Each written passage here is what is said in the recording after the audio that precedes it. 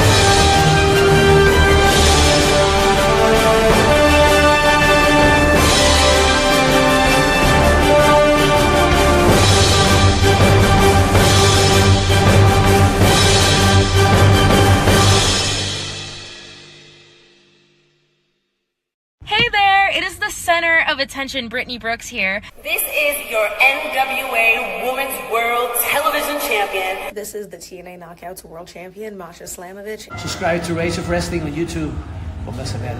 You better subscribe right now, ahora, to Rage of Wrestling. Subscribe to Rage of Wrestling on YouTube. Everybody, make sure you subscribe to Rage of Wrestling on YouTube and get them to 200 subscribers. Let's go!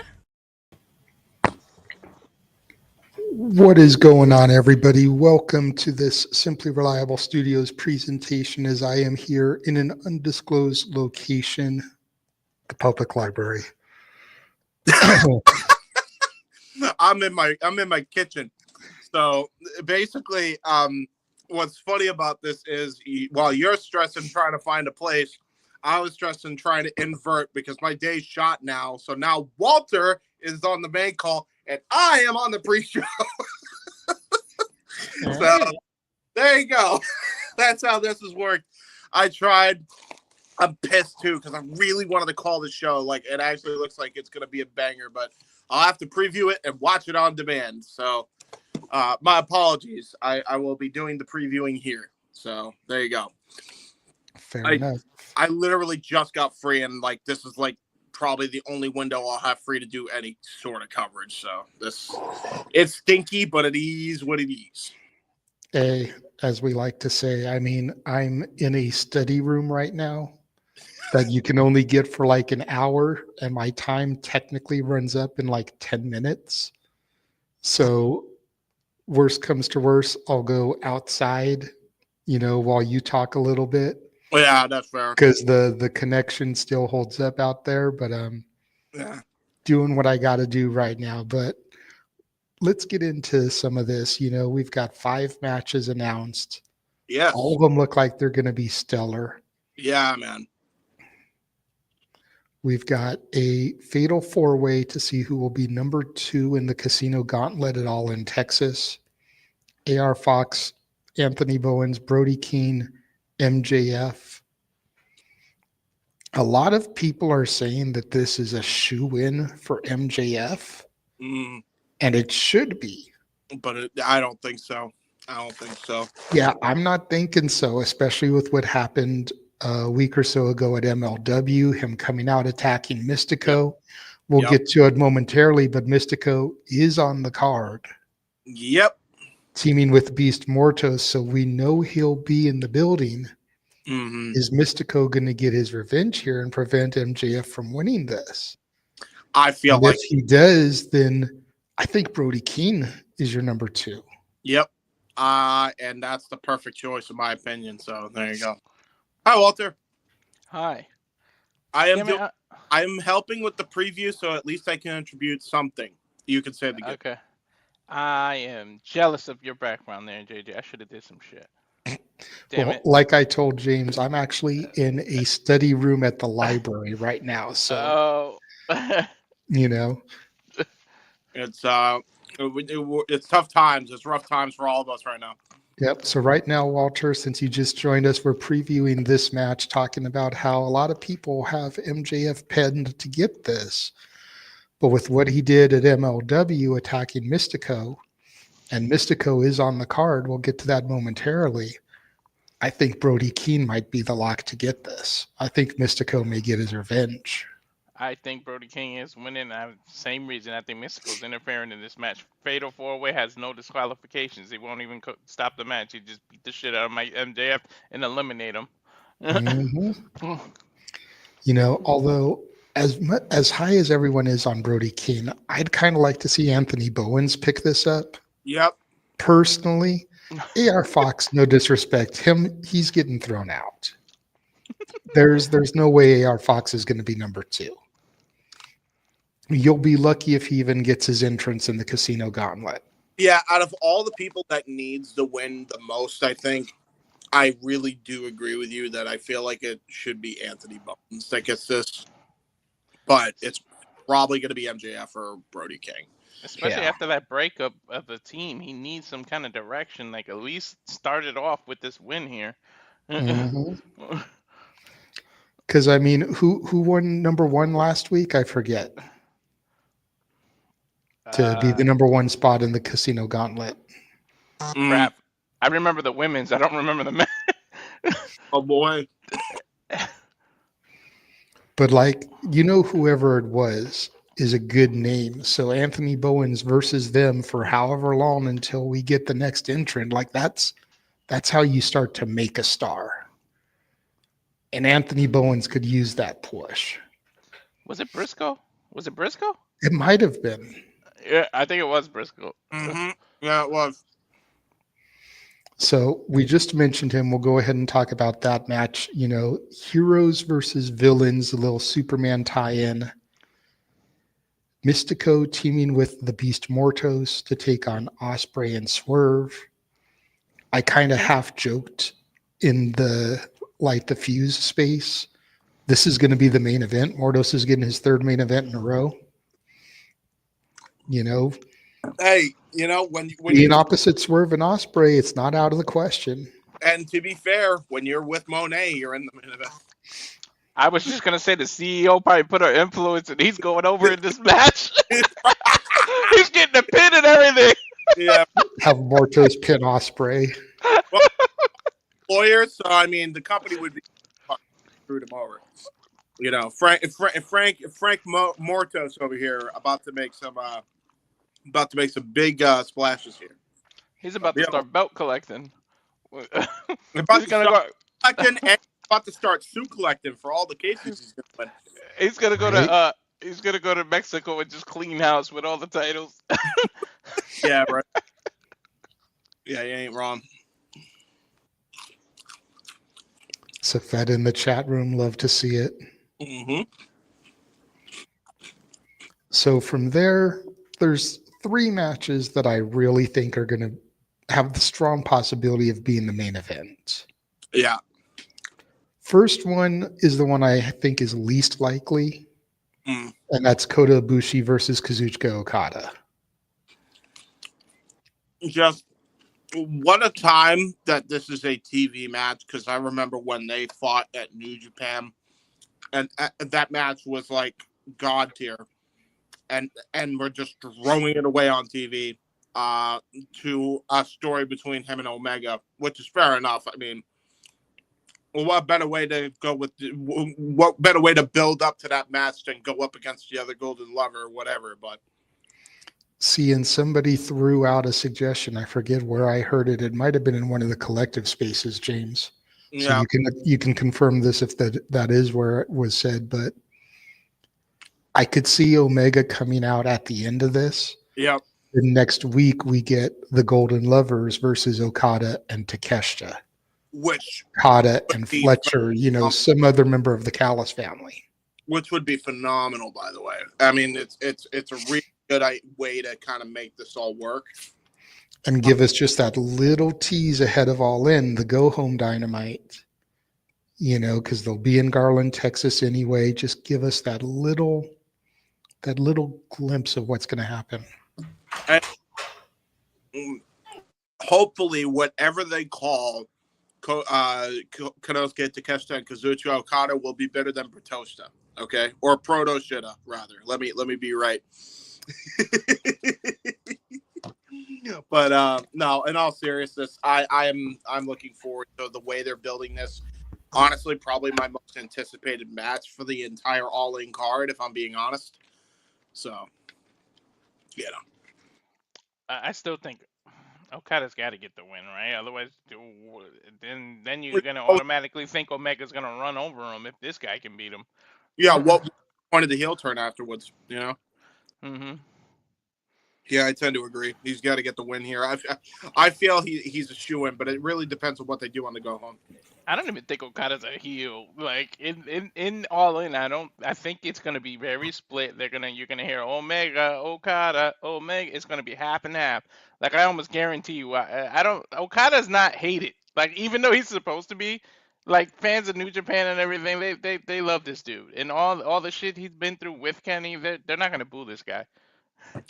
No, it's gonna be hard, but I feel like if anybody can get him booed, it's definitely Callis. So, that's just me, but we'll see. I feel like the thing is, a lot of people are like, well, I want the old Kazuchika Okada, and we get an element to him, but the problem is, I think we have the old Okada now, and the problem with, if you're going to do the Rainmaker in America, it's such a heel gimmick. It doesn't work in America like it does in Japan. I feel like region definitely has a factor here. And I think that him doing this heel stick with the Rainmaker gimmick, and for a fact he's coming out in the fucking jacket, like the real jacket, the Rainmaker jacket. That's going to do a lot for him.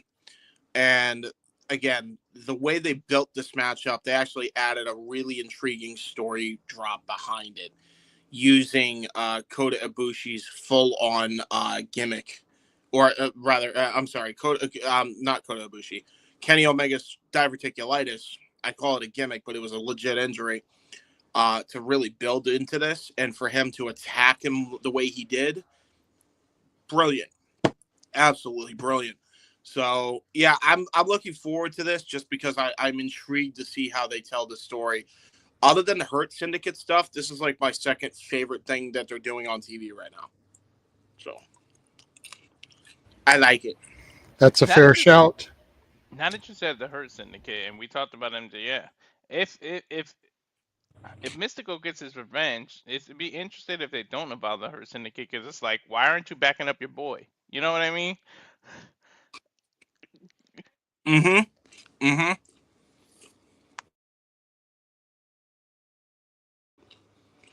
But yeah, I think we covered that one up. JJ, what do we got next on the docket? Really quickly, can you hear me okay? Yes. Okay. Because someone else needed the room. My time ran up, so I had to relocate. Like I said, might have to. So next one we'll discuss another Heroes and Villains match presented by Superman. We've got the Paragon and Bandito versus Takeshita and the Bucks. Mm-hmm. And again, it's been well documented across the channels how a lot of us feel personally about the Bucks. AEW posted a video earlier showing them with the feather pen signing the scrolls. I could not help myself from cracking up so hard. They are so leaning into this Founding Fathers gimmick. And the fact that you can buy a scroll, which at the end of the day is probably just the match card written down, if we're being honest, but signed by the Bucks with a feather ink pen, like, I'm dead. Between that and them dressing up as the Beatles at last year's All In, like, I'm fucking dead. That is hilarious. We know how I feel about them though. I would respect the hell out of them if they booked themselves to lose this match, but I just doubt it. I doubt that they're gonna lose. I mean, to be fair, they don't really have to, and to be fair, they could win by having Takeshita pick up the win. So, you know, I don't think that's too bad. It is what it is. Like, they have to win to look somewhat strong before you end up having them job. So I'm not really against that, but you know, we'll see what happens. So I think it's a shoe-in for the villains. Are they the villains? Yeah, I guess they're the villains. They're the villains, boys. So I mean, especially considering who they're going up against. I mean, no disrespect intended to the Paragon, but unless Adam Cole comes out here and gets involved, since he's kind of connected to the Bucks and he's the leader of the Paragon, I don't know. Like, yeah. I almost think it would be a better match if it was the Ops. Yeah. Or the Hurt Syndicate or something. Actually give us the illusion that the Bucks could lose. But the Bucks and Takeshita taking on Kyle O'Reilly, Bandito, and Roderick Strong, like, it really is not even a team. Like, at least have Adam Cole in there and let it be the Paragon. Yeah. The thing that makes this ridiculous is they're only using what should have been a great trios match to fuel a story between Takeshita and Bandito for Ring of Honor's Supercard of Honor, which is like, hey, whatever. But like, you know, can we not? You can imagine what we could have had things not like. I can only imagine that if we're looking at this time right now, there's an ulterior universe where it is the Elite versus the Paragon right now, and we're not getting that because the Young Bucks kind of made themselves forever heels and Kenny Omega's babyface and in a feud with their other guys. So I honestly think Bandito's going to be the only one that actually looks strong on the opposite side. Yeah. I don't know if I'd go that far because, I mean, if you watched the match on Collision, I think it was last week with O'Reilly versus Fletcher, like the crowd was into that shit. Like Kyle versus Kyle, you know, let's go Kyle. We want Kyle. Like the whole shit was hilarious to me. So like, I feel like O'Reilly got a little bit of a rub being in there with Fletcher off of that. Yep.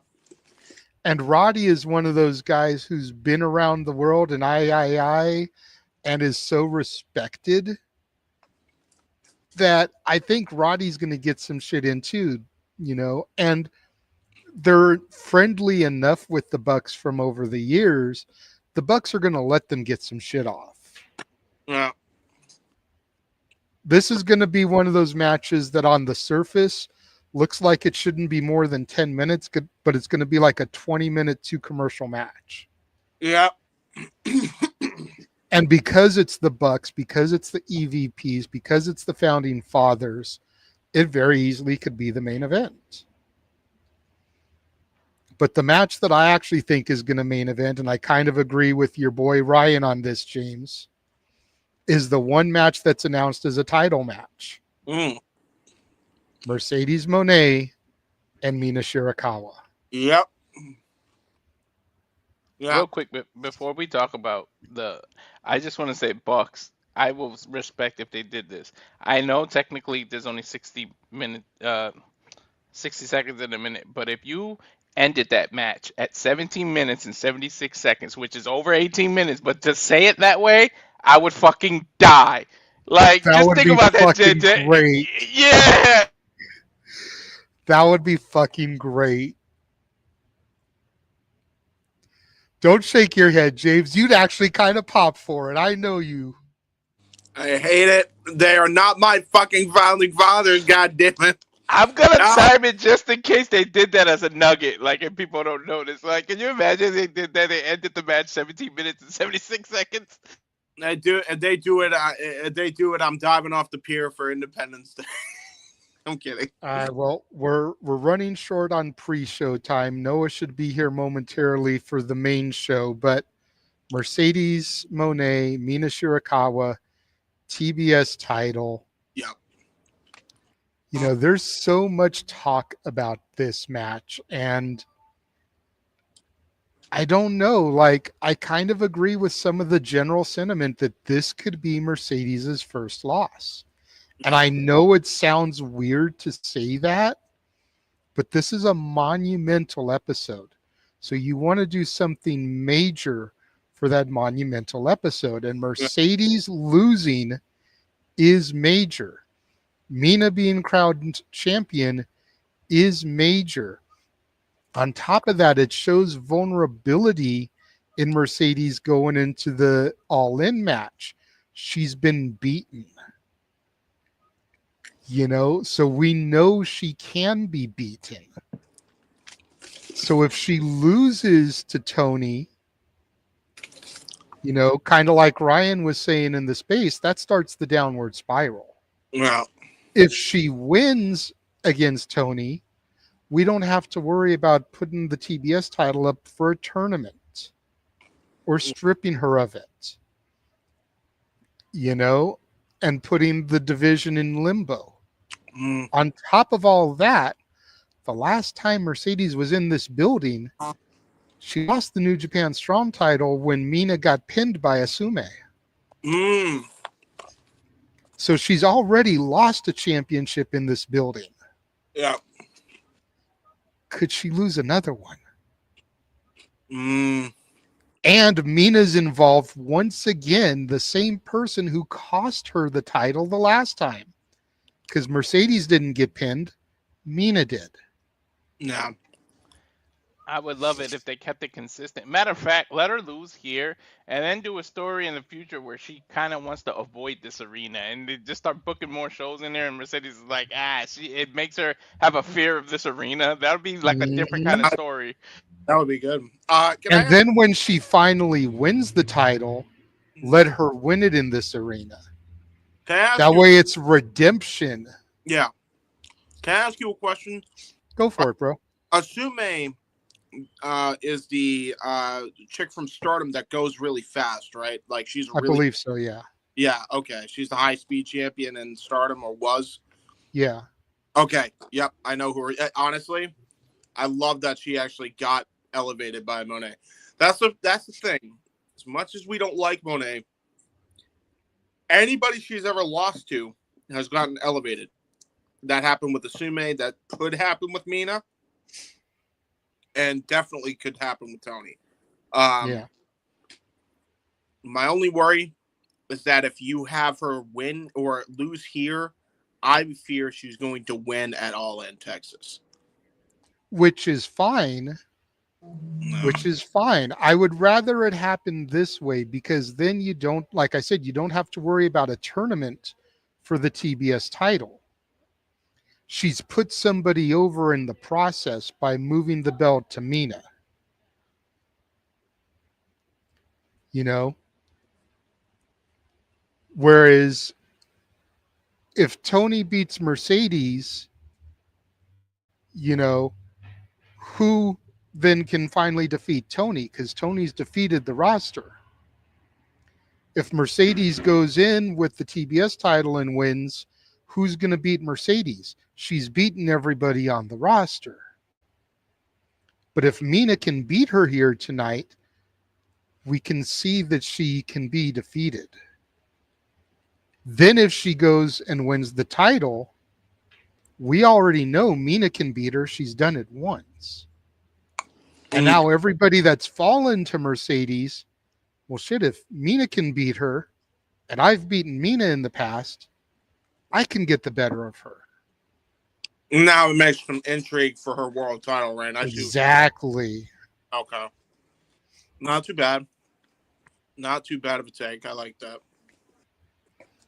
Well, and speaking of men with great takes, ladies and gentlemen, the voice of the Simply Reliable Studios, Noah Foster's in the motherfucking house. Good evening, everybody. Still hot? Hello, Mr. Foster. Yeah, it's a little bit cooler since we got the fans in play. So doing all right for the most part. And technology has not been such a hassle this week. Hello, Mr. Reliable. Hello, JJ. Hello, James. Hello, everybody here, of course, the Bible Studios once again as we bring you in very shortly to another live watchable event celebrating this milestone tonight with quite the light as we look into the 300th episode of AEW Dynamite. Yes, sir. Just so you know, Noah, I don't know if you were made aware, James is going to be unable to do the actual call. So he was here for the pre-show with me. You'll be paired with Walter for the call. Walter is going to be doing the call with you. I'm so upset because I wanted to call Okada and Ibushi, and now I can't. I'm going to have to watch it on demand. Work calls, as you say, priorities over passion. So that's damn right. It is what it is. Respect, brother. No problem with that. And thank you for the update, JJ. And Walter, looking forward to once again entering the All Elite booth with you. And shout out to our Canadian friend Ash, of course, who not only celebrated Canada Day yesterday, but also called Double or Nothing with me as we got less than a minute before we hit the airways. Really quickly, we got a surprise just popped into the green room. Oh.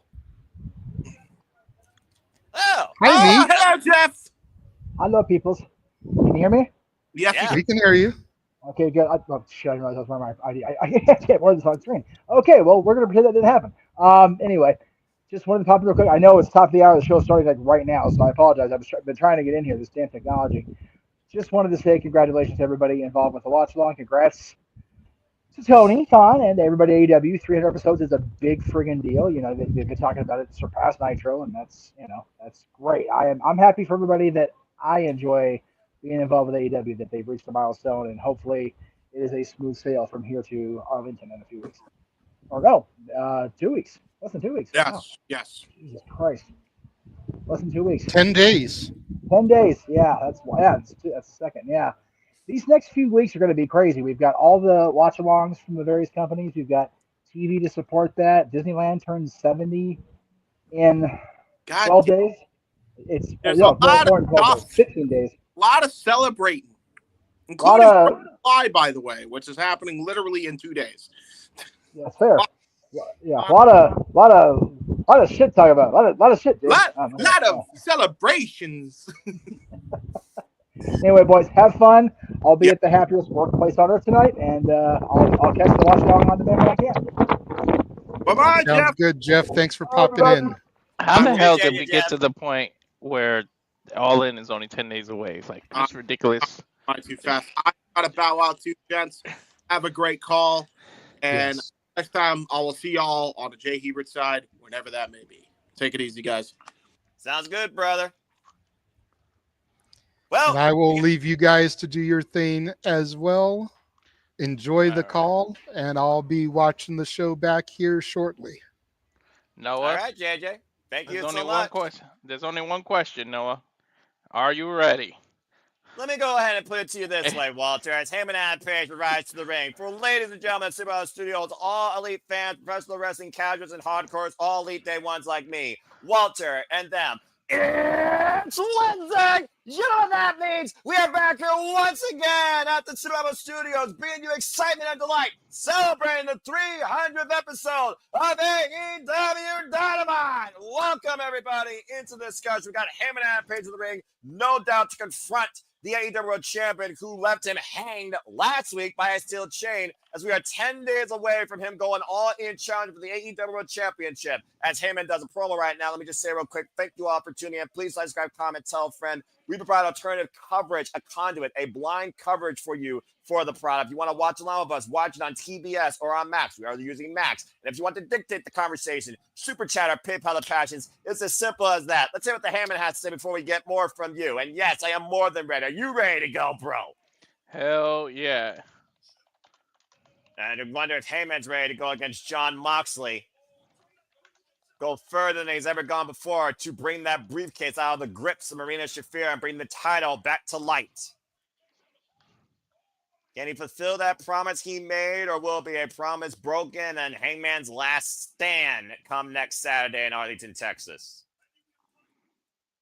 Yeah, like my brother said, if you're on TBS, don't jump ahead of us. I know Max is a little behind sometimes. Yeah, again. If you can, folks, try and keep up with us. We'll try our best to keep you in tune. That's Heyman right now. It's once again leaving his heart and soul in the ring with a promo where he promises to bring the AEW Championship back home next week. Do you believe him? He definitely has shown a lot more reinvigorated focus and passion.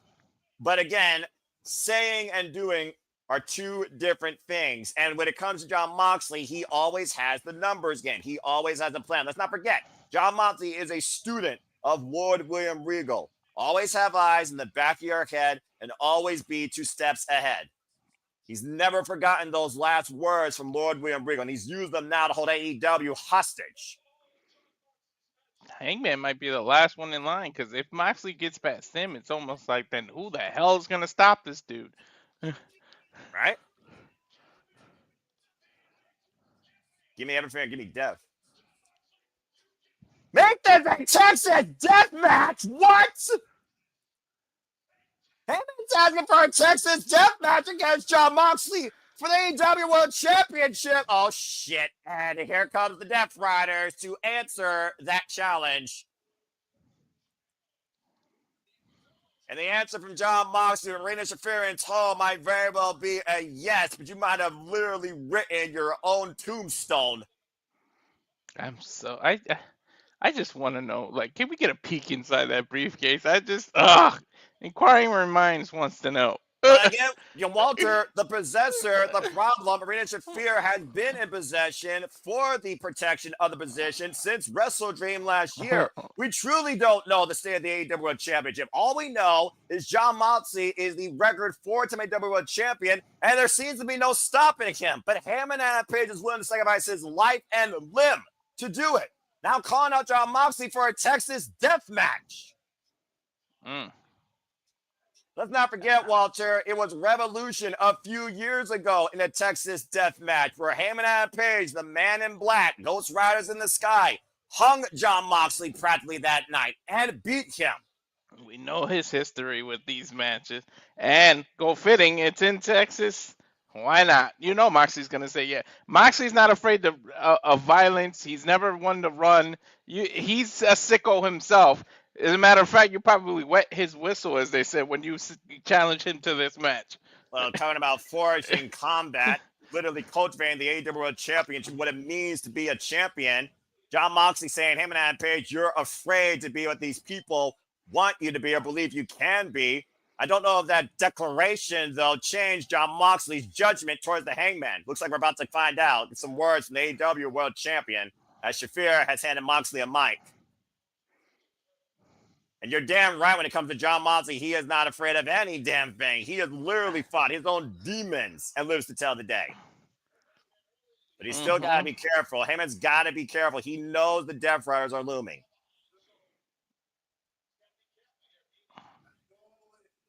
That all in.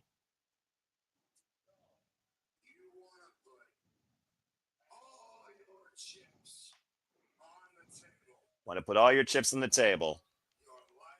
Your life, your health, your career.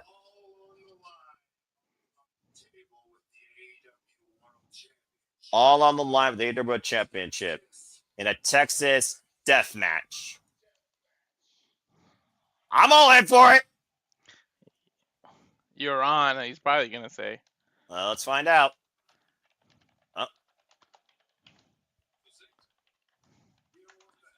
You don't want that.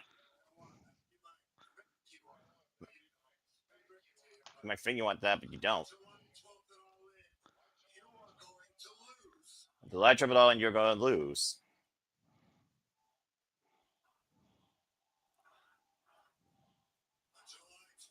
Is he going to up the ante and make it a different kind of match? What else do you do beyond that when it comes to a freaking endgame? I have no idea.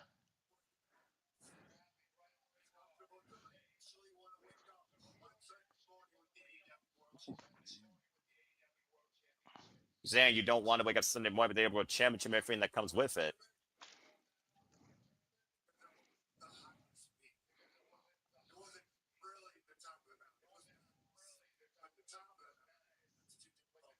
Top of the mountain is too difficult. He's basically calling him and Adam Page is not ready. He's Can't got handle a the point pressure. up. He's got a point of how much pressure comes with being the world champion. You put the biggest target on your back when you're there. Well, there's a reason why John Moxley's been the light in the darkness, and right now it's literally cultivating that championship till he finds somebody worthy to hold it in his own right.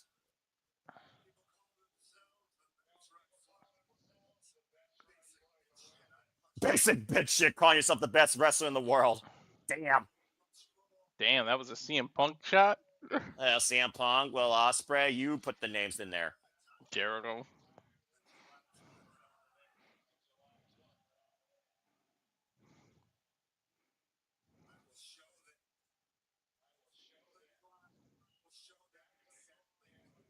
You would show him exactly what a world champion is. And show that you do not have what inside you, what it takes to take the championship away from me. You certainly don't have it inside you, what it takes for a Texas death match with me. You're not willing to go as far as you're willing you need to go.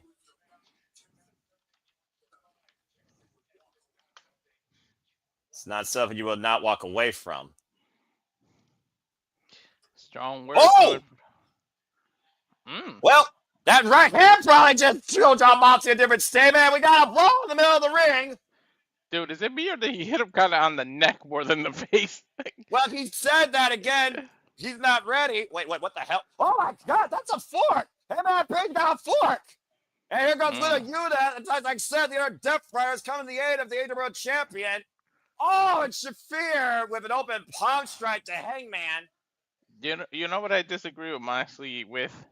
I don't What? think he saw Swerve versus Hangman. Hangman has some levels he can go to. You know what I mean? Is he willing to punch a bitch as Shafir is slapping him dead middle of the ring? Again, Shafir might be the toughest woman in AEW. She's definitely the toughest Death Rider. He might. She might push Shafir him don't over give the a damn. edge. She's afraid of nothing. Like Yuta picking the leg up. Hey man, John Moxley from behind. That's Again, the Castelloni. numbers game. That's Claudio. That's the numbers game. Oh, you're right. That is Claudio. I'm sorry. Again, black pants, white t-shirt, bald head. Kind of the same. We haven't seen Claudio, of course, since before Grand Slam Mexico. And John Moxley and Maria Shafir are exiting out of the building. So, for those that are wondering, John Moxley says Hangman Page does not have what it takes to be the AEW World Champion, to go as far as what it means to be the AEW World Champion, to survive and endure what it takes in a Texas death match to be AEW World Champion. He straight up told him no. Like I said, he must have not watched the Swerve Hangman because Hangman can go far. Yeah, but can he go farther than John Moxley? And does he have the backup he needs as Claudio? Neutralizing her Hangman Page. Is there a further place than where Moxley goes? Because Moxley has a sick head. Well, burn a man's house down, literally rip a man's skin out. You tell me. I mean, pull teeth. Didn't Hangman pull his Swerve's teeth? He tried. No, but I'm sure he would want to try to. Yeah. Again, John Moxley's the one in control of this entire situation, and It was a needle. I'm sorry, I'm thinking of the needle. He put a needle in him. Yeah. And if you get a chance rating out, it's John Moxley is gathering himself. Hangman Page slow to crawl back to his feet, grabbing the microphone. Well, Hangman has 10 days to make Moxley change his mind. Well, he might change his mind now, says, hold on. Is that the bitch?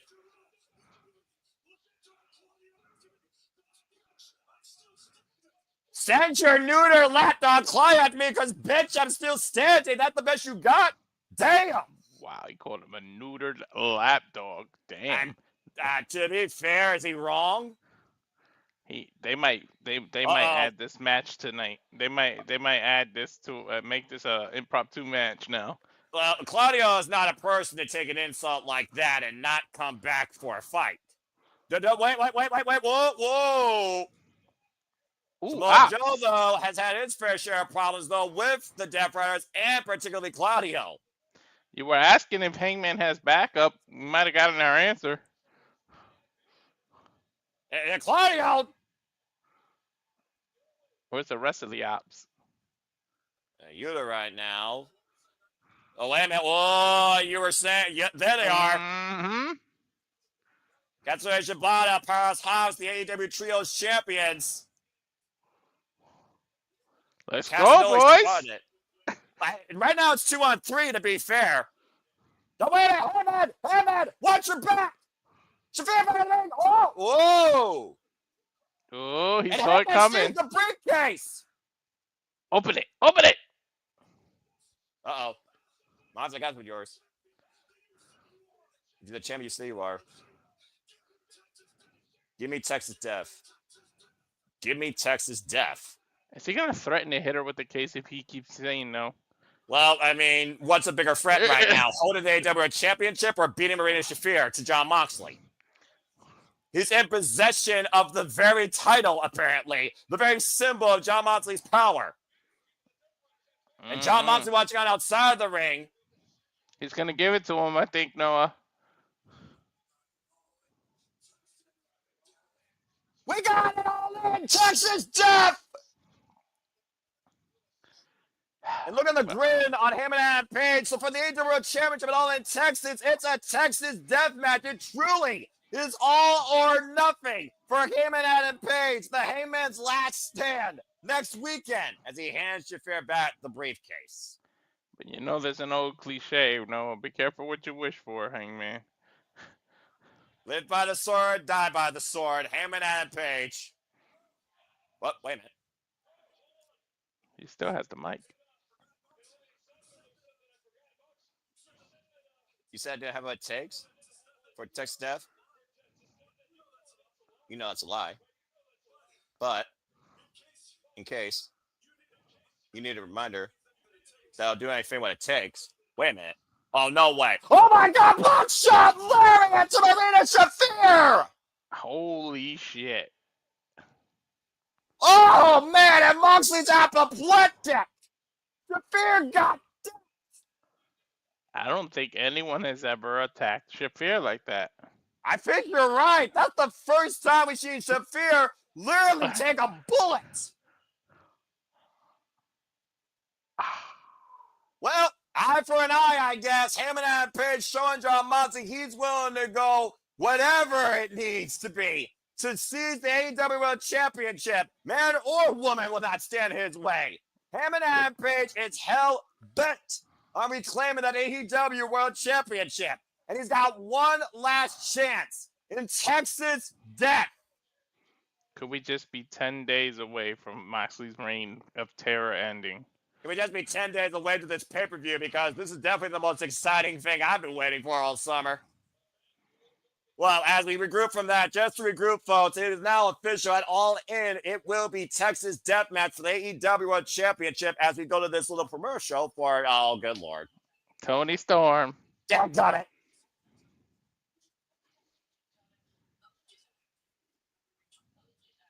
But it's a Superman promo with timeless Tony Storm. What, she's supposed to be Lois Lane? No. The Ravishing Raven. Oh, good Lord. Rage of the Metropolis Maven. Actually, that has a good read to it. Be a nice, like, anti-hero. Put that on a t-shirt. Heroes and villains are going to collide tonight, but you can watch Superman in theaters July 11th as we head back down to the ring, and it is time to become timeless as Timeless Tony Storm has arrived for a ringside seat. Courtesy of the CEOs, it looks like we're going to get into our first match, Walter, and it will be for the TBS Championship. A lot of implications of what can happen. This is going to lead to a lot, depending on what happens tonight is going to have a lot of effect on All In. And no kidding. And of course, All In, we know for the first time ever, it will be Timeless Tony Storm defending the AEW Women's World Championship against Mercedes Moné. But in the meantime, 20-minute time limit, it is time for a TBS Championship match. You want Mina? Well, do you want Mina? Here she comes. You know I want Mina. Mina now, but is Mina the next face of TBS, renewing hostilities with somebody that took the Rev Pro British Women's Championship from her January 5th? And of course, Mina Shirakawa is truly all elite and also truly all American, restarting everything in life here in All Elite Wrestling and moving away from Japan, with 10 of her past 12 matches coming out on the winning side. And of course, Mina Shirakawa has had the champions back, Timeless Toy Storm's back since Timeless Toy Storm defended the AEW Women's Championship against her at Double or Nothing. Have I told you how much I love Mina's freaking theme? It's the only theme in the industry that will make an accordion sound justified. Right? And then you got this theme. A bittersweet synthwave symphony. Here comes the CEO, Mercedes Moné. As Thomas Sawyer Storm looks like she's going to enjoy a steak. Oh boy. B-O-O. Why am I not surprised? It's the fact that you already put the hashtag in the chat. I know you yahoos. Anyway, What? Mercedes Moné, who is No, still... I started that. I'm the one who created that. Yeah, and Safet's the one that endorses it. Anyway, let's endorse the fact we got the AEW Women's Champion online next week, Saturday at All In Texas. Timeless Toy Storm will defend against Mercedes Moné. Mercedes Moné, who is still unpinned, unsubmitted, undefeated in AEW, 23-0, and has been the TBS champion now for over 400 days. Who can be this? Can you imagine getting your first loss just 10 days away from what could possibly be your biggest match in your AEW career? We also got to consider this, Walter. Mina Shirakawa made Toni Storm promise that she would not get involved in this whatsoever. Mm-hmm. For those that don't know, Mercedes Moné won this opportunity winning the Owen Hart Foundation Cup, beating Jamie Hayter at Double or Nothing. And also added a new belt to her collection, most recently, the CML World Women's Championship from Sucius down in Grandson, Mexico. Bell reigns are underway here, and Mina with the hot start. Mercedes trying to back off, though, on the ropes. Of course, title control changes hands via pinfall submission inside the ring. If it goes the time of the draw, the champion will retain. Hmm. Yeah, it's one of those things where you call yourself a CEO. It's like the top 1% versus the other 99%. You believe that everyone else is only beneath you. Nobody is on your level. Nobody can stand toe-to-toe with you. Yeah. But if no one believes in you, you sometimes have to believe in yourself. So. Yeah, well, there's believing in yourself, and there's having an ego bigger than Canada if your name's all ego Ethan Page. And Mercedes Moné is an airhead when it comes to her ego. But despite that, her hubris has been her best weapon. Now trying to get a dirty fall.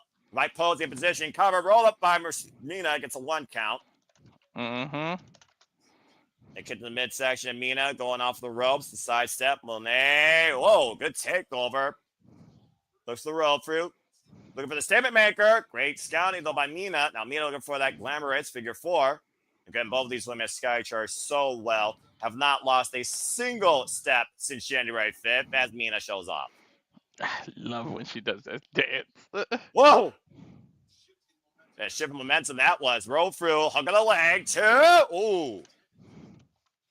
To your point, Walter, we are 10 days away, all in Texas, AEW's biggest show of the year. But tonight, heroes and villains will collide in tag team action and so much more. Still to come, Swerve and Will Ospreay taking on El Talistico and the Beast Mortos, as well as we have our 4-way for the number 2 spot in the Casino Gauntlet. Who would join Mark Briscoe in the beginning? Will it be Brody King, MJF, Anthony Bowens, or AR Fox? And of course, we have 6-man tag team action as the Young Bucks, Nose and Keshka, collide against Paragon's Kyle Ryan and Roderick Strong, and the Ring of Honor World Champion Bandito. And of course, the biggest match to come tonight, a Wrestle Kingdom main event rematch. Kota Ibushi goes one-on-one with the Rainmaker Kazuchika Okada. You think that'll be the main event? I think it's got to be, because the implications behind the friendship of the Golden Lovers and the legacy of what's going to be the AEW Unified Championship, defined by a desperate Okada who's lined up with Don Callis, that's definitely the biggest, the biggest thing on the card tonight, and the biggest thing I'm looking forward to. Sorry, I got a little hot there. Elbow strike. Why? Because of her dancing? No. It's still very hot here in. Yeah, it's hot as shit over here in too. Europe.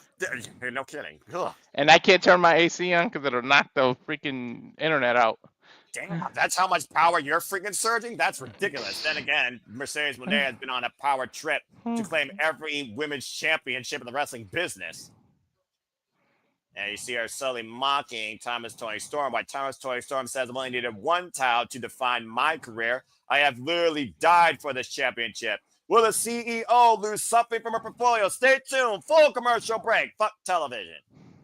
All right, I've got a moment to breathe. Let me go ahead and first off again acknowledge all of you for tuning in as we do this for all the biggest shows, PLE specials, papers across all things wrestling, WWE, NXT, AEW, ROH, TNA, Independence aside, including HOG, GCW, across New Japan Pro Wrestling, and so much more.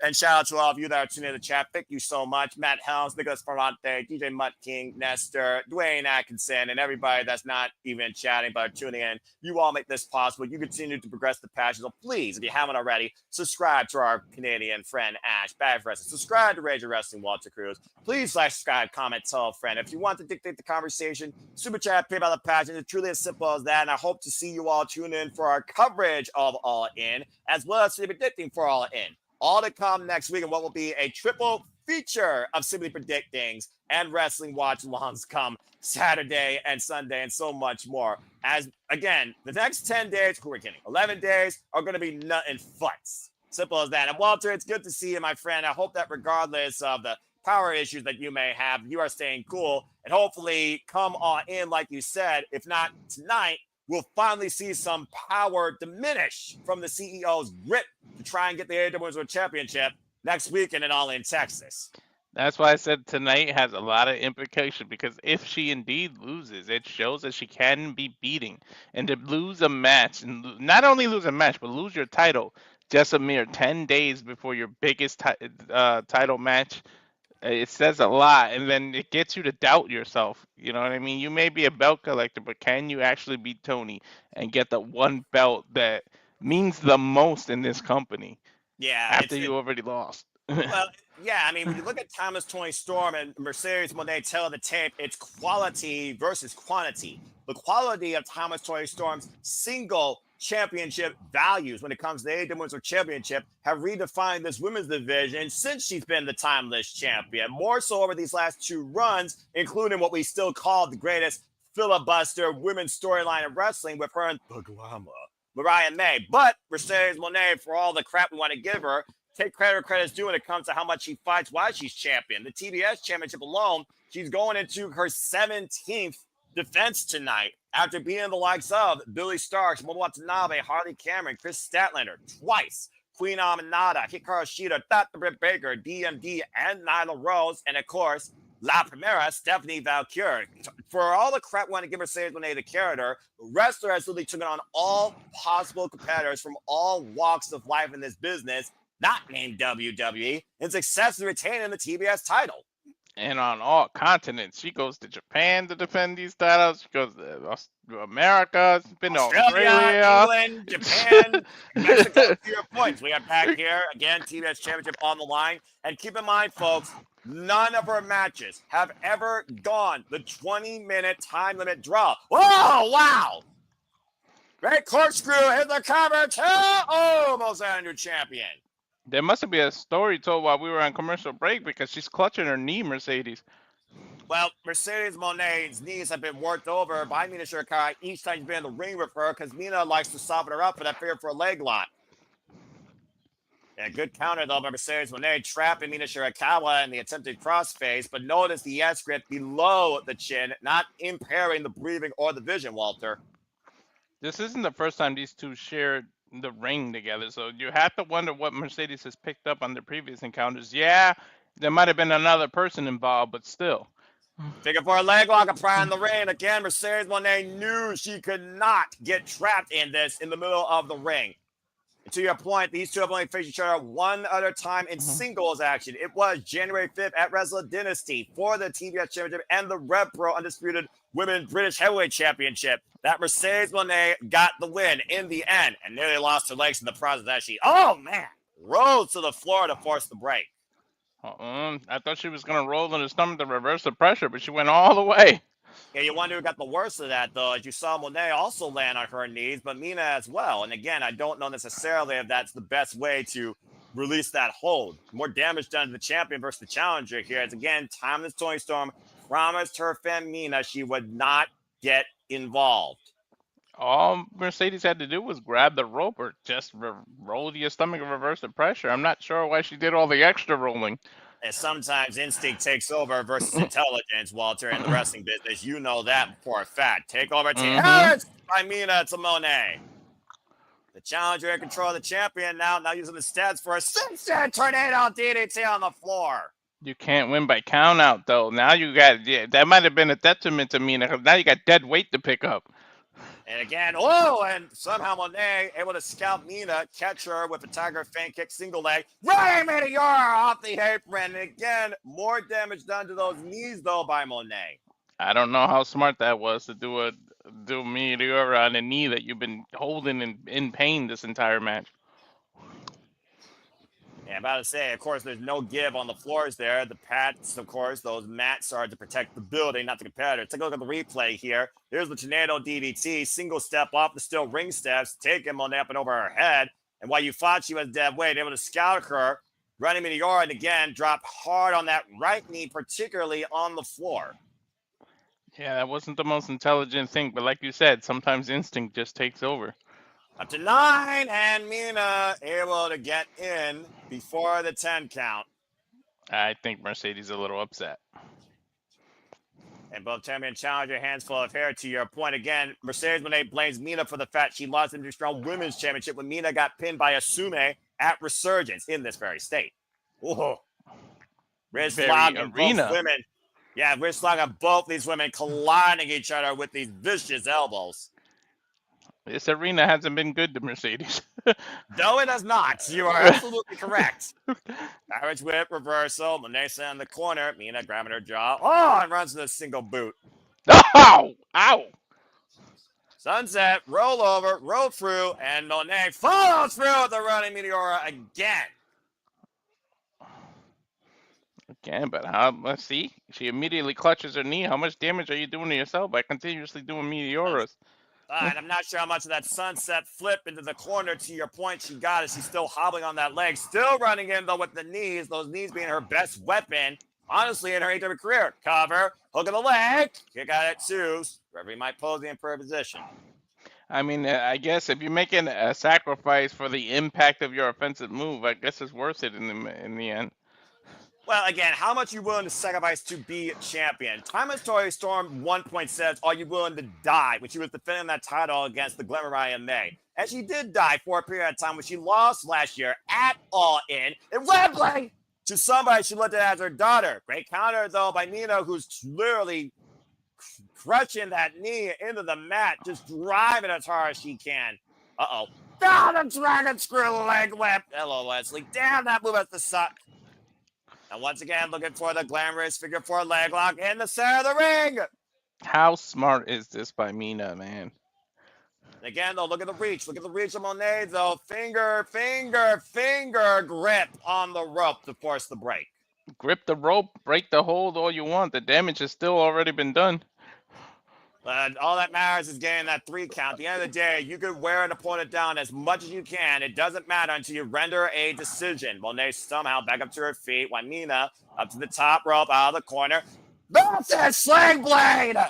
Cover to New Shadow! It's much shit. And you know, I gave Mercedes a lot of shit. I know that. I don't think she'll tap out. Yeah, her spirit will give out before she passes out. You can say the same thing for both of these women. Mm-hmm. Possibly glamorous driver. Counter. Mercedes Moné. Now maybe looking for the backslide. Uh-oh. Hooking up Mina. Possibly for the Moné maker. Able to scout it. Go up and over. Trap the arm. Roll around. Rolling elbow connects the CEO. And again in the back of the head. Ah! Oh, and a high kick rocks the CEO down the mat. Man, the momentum is on Mina's side right now. And again, take a look at the replay. Watch this kick. Picture perfect on the temple. Dude, right to the jaw. Ah. Back fist, the Hurricane hits. Now Mina hooking up Moné. Can she hoist her up? Driver! She got it! And she does the deal to cover! No! Holy shit, I thought that was it. They got me on that one. 2 9/10 to a new TBS champion. Dude, you gotta admit, you thought it was over. I literally was about to jump out of my chair. I cannot wait. I actually jump out of my chair during these watch-along calls. That would have done it. Once again, looking for the glamorous driver. Moné able to scout it, though. Uh-oh. Got a backstabber. Oh, Yeah, Mina, back to her feet. Grabs their knee for Moné. Cover level per kick out. 1. Come on, Mina. Hey, you gotta look at the heart of the champion here, though, Walter. Refusing to go down. Uh-oh, got Mina hooked. Oh, man. Ooh. I thought she was going to tombstone her. That's a nice move there. Yeah, what a counter by Mercedes Moné into basically a gut buster or a lung blower. Driving both her knees again into the sternum of Mina. Let's take a look at the replay to your point. Caught Mina running in, tombstone position, and drove her knees straight into her chest. Dude, we might be back to square one now here, Noah. That press with a far leg and kick out at 2 by Mina. I don't know who has the momentum right now. It's a hell of a match right now, though, to kick off AEW Dynamite. We go all in 10 days. And again, folks, Dynamite, Collision, StarCast, Ring of Honor, Supercard of Honor, and All in Texas. All next week, all in week, July 9th through 12th, courtesy of All Elite Wrestling. Looking for the Moneymaker again. Kazuchika, roll through Mina, steps forward. Oh, wait a minute, Moné, hook of the head, got the shoulders down, took the legs, small package, Moné retains! By the skin of her teeth, dude. But think about the move she used, Walter. Small package versus Timeless Tony Storm, who uses the biggest package to win her matches. Not to mention, that is the exact same way, that Tony Storm beat Mina Shirakawa to retain the championship, and now Moné looking to make a statement against Tony Storm's friend, running away. And isn't that how Mina beat Tony to become the number one contender to be added to that match before? That's exactly correct. Tony Storm, oh no! The belt to the back of the head. Spoiler, I put my prediction out there. Now that this happened, I don't think Tony's losing now. And now Mercedes with cake. Celebrating her 1000th match. You know you don't eat carbs or that kind of frosting. Get out of here. And Mercedes Moné now just adding insult to injury as she celebrates her 1000th match with a victory, retaining the TBS Championship. Will her 1001st match culminate in the AEW Women's World Championship when she sees the greatest spotlight in AEW at the expense of Timeless Tony Storm? We'll find out next week when we go all in. You know what? Keep in mind, Tony promised Mina she wouldn't interfere with the match. Mina never promised Tony she wouldn't interfere with the match and All In. Yeah, well, speaking of interference, what's it going to take for Kazuchika Okada to finally beat Kenny Omega and prove that he is truly the best bout machine? Looking to send a statement at the expense of his golden lover, Kota Ibushi. Still to come later in the night, where heroes and villains will continue to collide. Brought to you by Superman. We still have Swerve for Osprey and Delisco versus the Beast Mortals. And of course, up next still, Kota Ibushi and the Young Bucks collide against Paragons, Kyle Riley, Roderick Strong, and Bandito. Here's an interesting fact for you, Walter. Bandito has not been in the ring with the Young Bucks since All in 2018, before AEW existed. Speaking of the Young Bucks, looks like they had something going on earlier today. And let's not forget where we're at, folks. Ontario, California, Young Bucks home turf.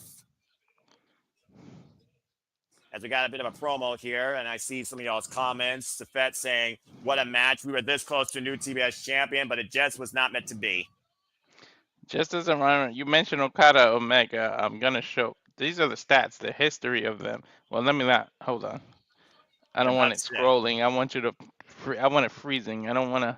No, I mean, it's all good, dude, because you know I'm going to look at the stats when it comes to Kazuchika Okada and Kenny Omega. This is their 5th ever singles encounter. Of course, we talk about what many people thought was just a trilogy. That's not the case. They have 4 matches in New Japan.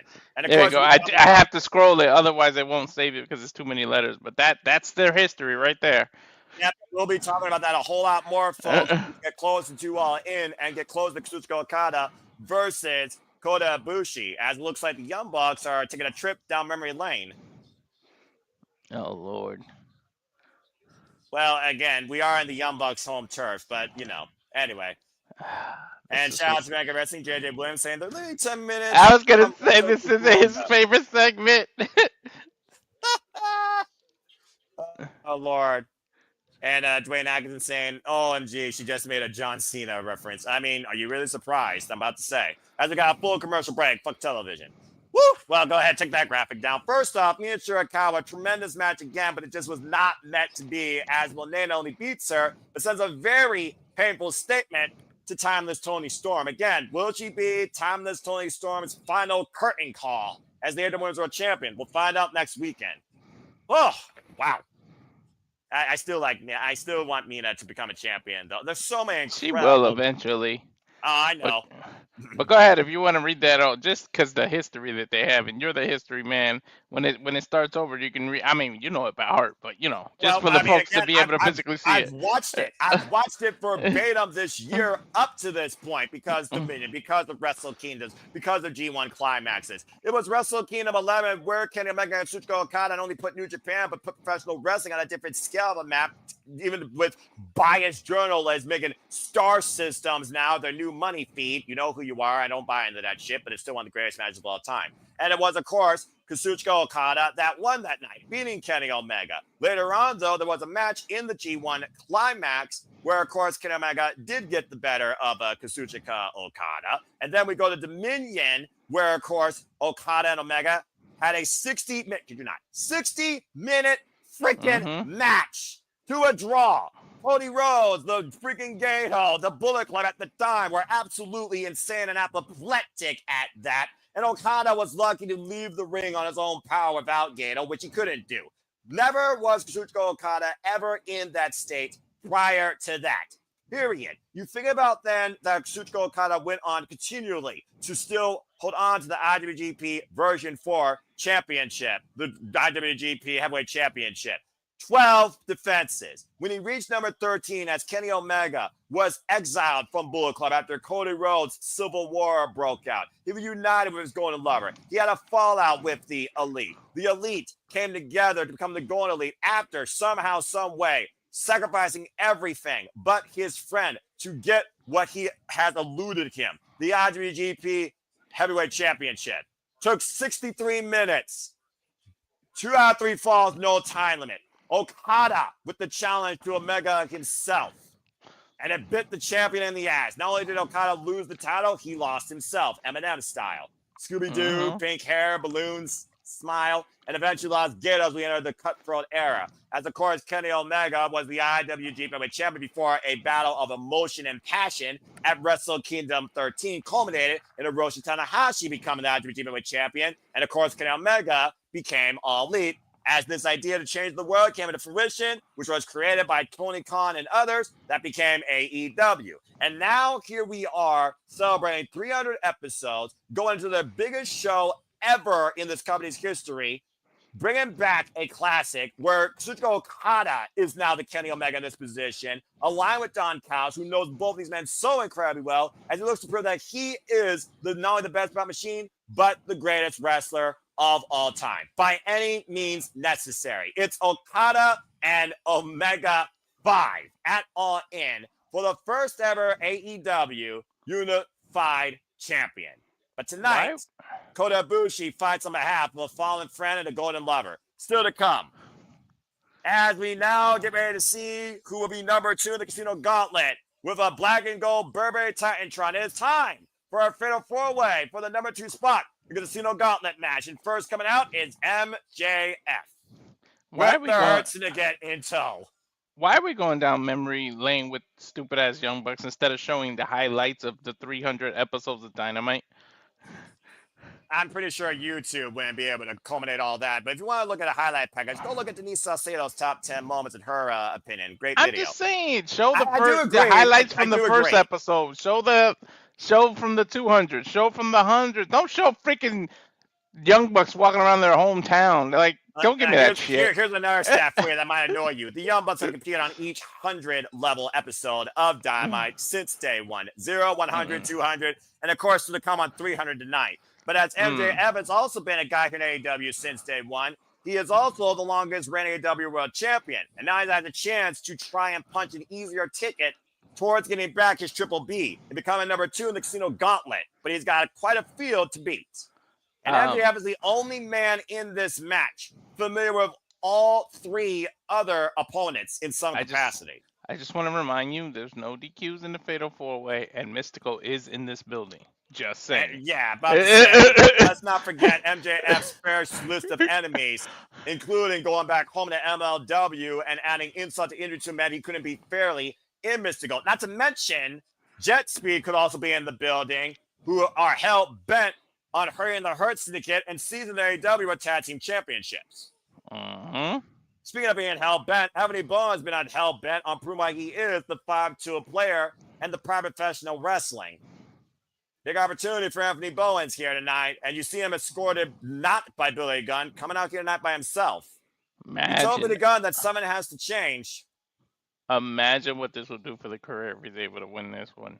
Just not only because he's number 2 now, but just think about the caliber of opponents he has to beat tonight in order to win this match. And he also has gone all in the last 2 years, let's forget. And of course, the very first all in, he won the AEW Trios Championships. Speaking of Trios Champions, here comes one of those very men he beat for those titles in Violence Unlimited, Brody King. Got to be one of the favorites to win tonight. Not just because, of course, he's a student out of Santino Brothers Wrestling Academy, but he's also 3-1 in his past 4 matches. This Hound of Hell that brings the Vines with an AEW record of over 61 wins. And, of course, was part of the House of Black, who held the Trios Championships for 25 weeks. He also has a singles victory over Maxwell Jacob Friedman prior to AEW. Ironically enough, it was an MLW in 2018. This is going to be a hell of a match. And let's not forget, the winner of this match will be number 2, going up against number 1, at least in the Casino Gauntlet, which we found out last week was Mark Briscoe. For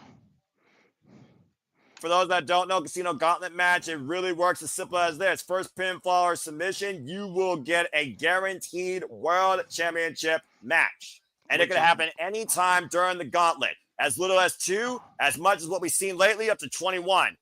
All reigns are underway for this Fatal 4-Way.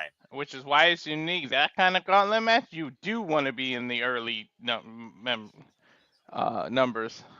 And it looks like MJF's trying to buy his way towards that spot, giving Brody King a wad of cash. Trying to bribe him. Oh, man. You can't throw it to the crowd, man? You really think he cares about those people's budgets in California? And MJF bailing right now. Again, though, to your point, Hurt Syndicate are at ringside. Now MJF hiding against the announce desk. And again, the Hurt Syndicate right now playing defense. I think the ref found his bonus in the ring. About to say, is the referee picking up that money? Yeah, he is. Oh, my gosh! Double clothesline by a single man, if that makes sense. Yeah, I'm about to say, Brody King just wiped out AR Fox and Anthony Bowens while MJF is hiding behind the Hurt Syndicate. A sidestep, there goes Bowens into the barricade. And Brody King's probably the only man I know right now on this roster that is not afraid of taking 3 men on in a fight. Even the likes of the Hurt Syndicate. I think he might be the only man that can, actually. Oh, we've seen what he does with chairs and corners. Oh, God, and AR Fox just got crushed by a runaway bus. And Brody King is on the move again as he crushes Bowens the opposite side. Braun Breaker may have competition with a big man who can run fast. Yeah, I don't think I've ever seen Brody King do a spear while MJF has taken Eric Abani's commentary chair. And MVP with the game plan, as he says, let the idiots kill each other, you clean up the scraps. And we know how influential MVP has been in the career of Maxwell Jacob Friedman. I mean, talk to all the shit you want. It's smart strategy. You said yourself, fair 4 ways, no qualifications, pick your position. And right now we got 3 men wearing each other out in the middle of the ring. And right now, AR Fox evading Anthony Bowens. Anthony Bowens! Catching AR Fox, though. First kick to Brody King's midsection. Up kick. Now Bowens possibly looking for the famous sir. Man, AR Fox could have got a concussion the way he landed on the side of his head. Did you see that?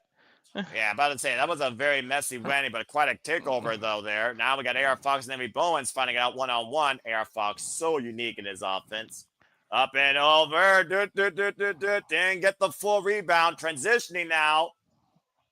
Double stomp on the apron. Brody King taking a down single leg kick. Hard to keep up with this guy. AR Fox has always been somebody that has impressed me ever since Lucha Underground. Now springing up the top rope. What the hell? Implosion senton wipes Brody King out. Shelton Benjamin even gave him the thumbs up. I don't think Shelton Benjamin's done anything like that in his career. Oh, man. Draping DDT. Ah, damn, Noah. He really hit him on the top of the head right there.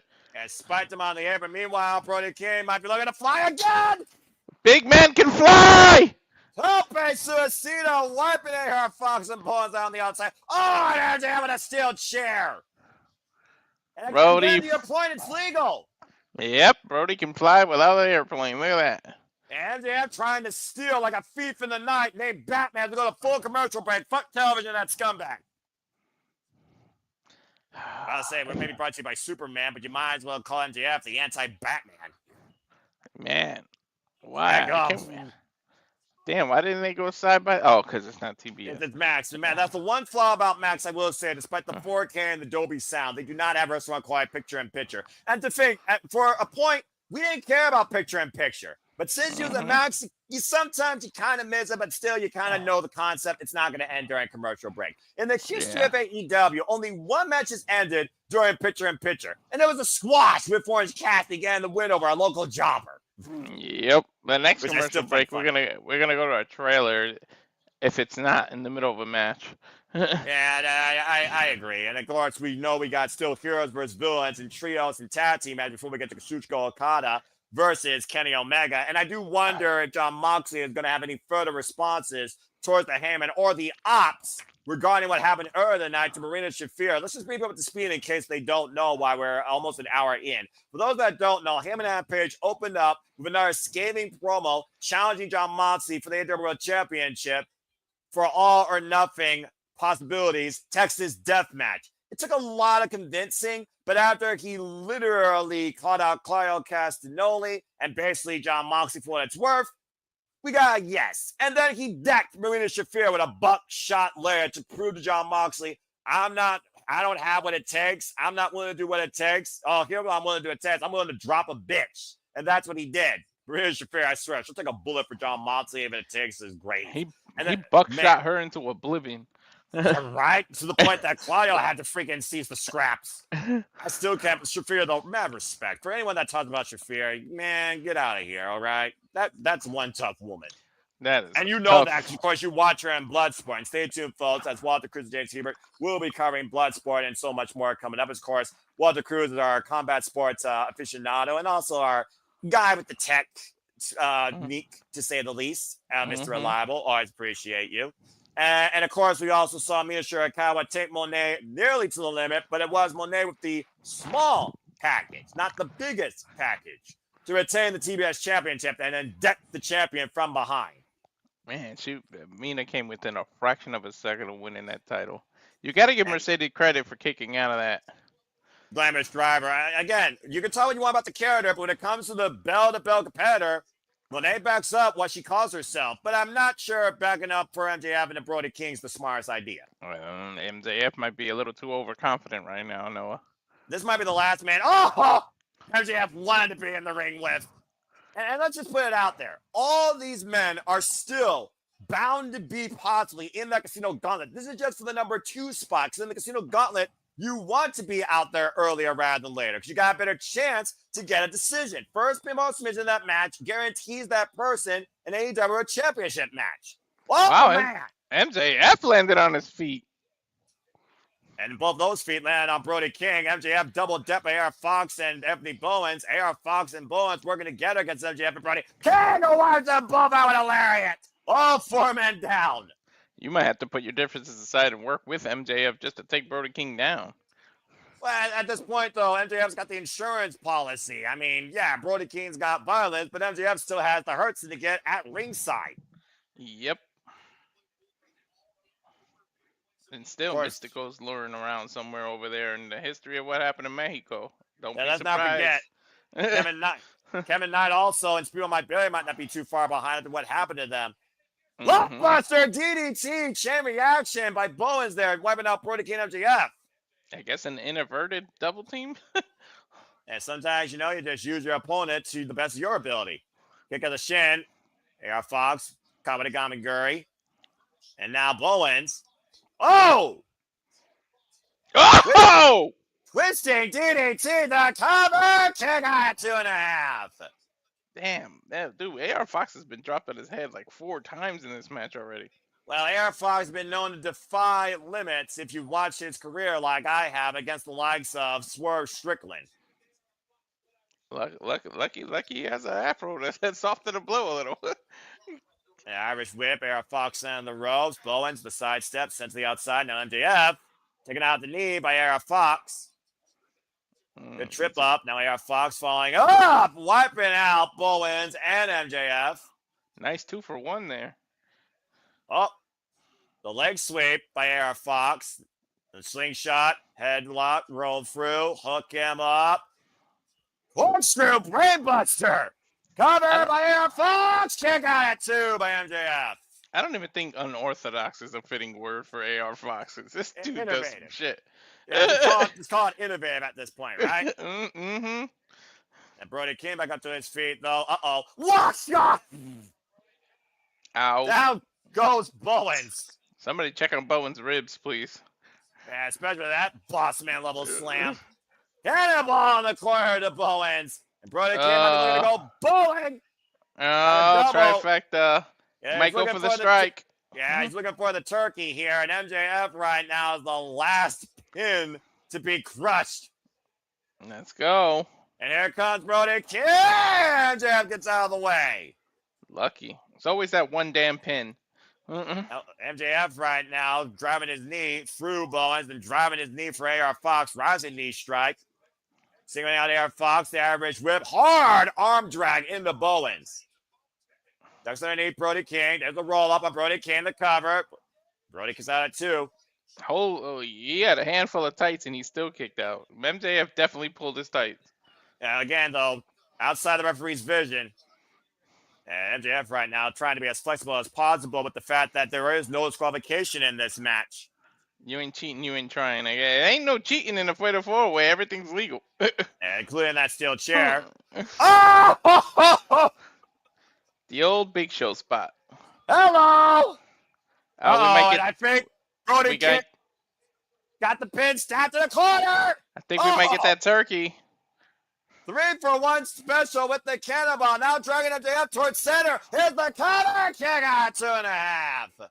3-for-1 special is fitting. Most places have sales on July 4th week.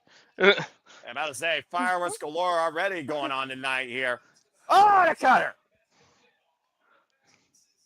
MJF wiping out Brody King. Now Bowens with the stunner. AR Fox with the step-o. Oh! Everyone right now is just getting dropped. Oh, pop! Everyone's stunned. All around. And Brody King, back press on AR Fox, 2 9/10. Everyone's stunned. And everyone nearly got pinned in this situation. Brody King looking to hook AR Fox, possibly for Dante's Inferno. AR on the apron. Mark Briscoe winning the #1 spot as we talked about earlier. Nice high kick by AR Fox. Yeah, no kidding. Now AR Fox to the top rope. 450 connects on Brody. Cover. 2. No. These men want it. And again, the uniqueness of this gauntlet, you want to be in the early spots. Yeah, Anthony Bones with the molly wiped out AR Fox. Meanwhile, MJF, I think he's trying to go for that hammerlock DDT package. And MJF looking to heat seek Brody King. Brody Sam up and over on the apron. Took too much time. Gets caught. We've seen this spot before.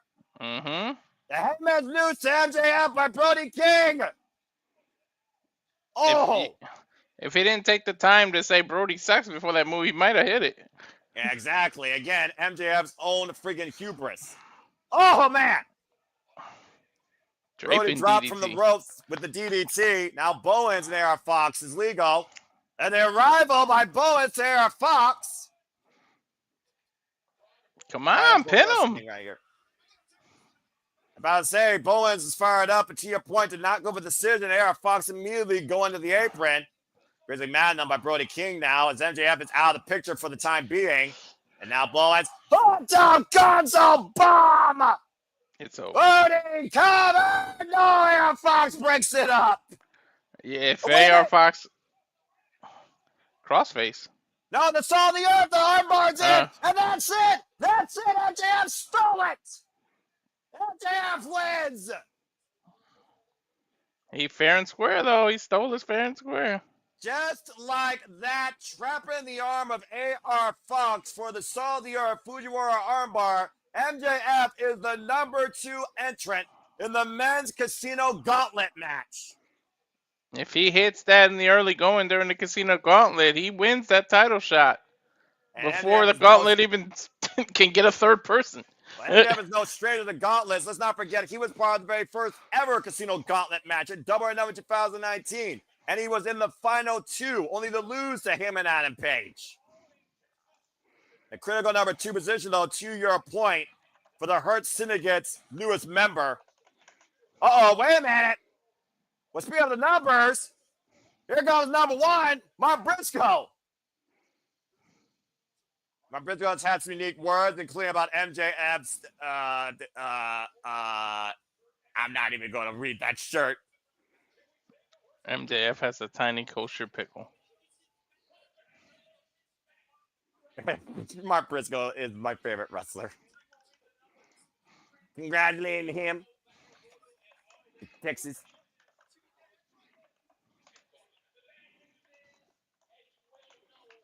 He the number 1 entrant.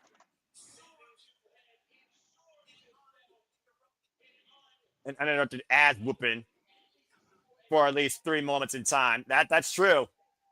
It'll be MJF and Mark Briscoe for at least 3 minutes, one-on-one.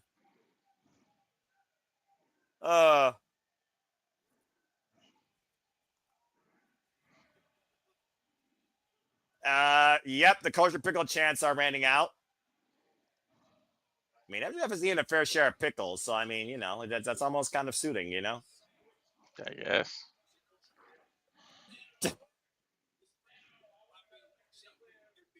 When did this pickle thing become a thing? Last week.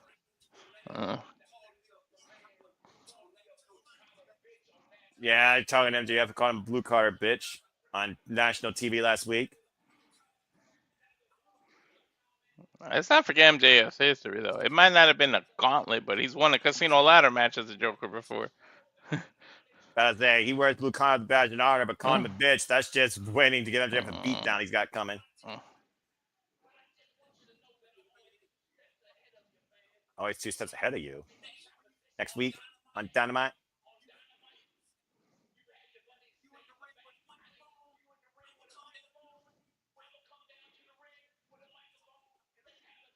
Mark Briscoe wants a talkie talk with MJF next week on Dynamite and asks him to leave the Hurts again in the back.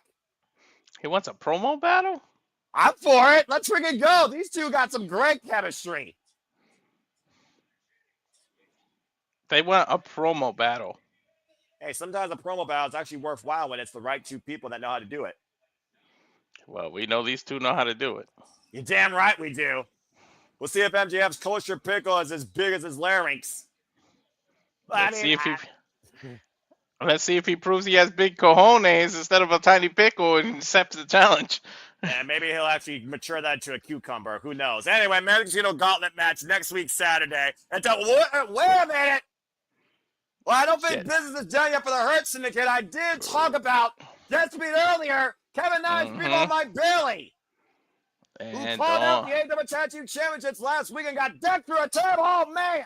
Yeah, they're in the apron, in the entrance. Mystico's got to be somewhere around behind.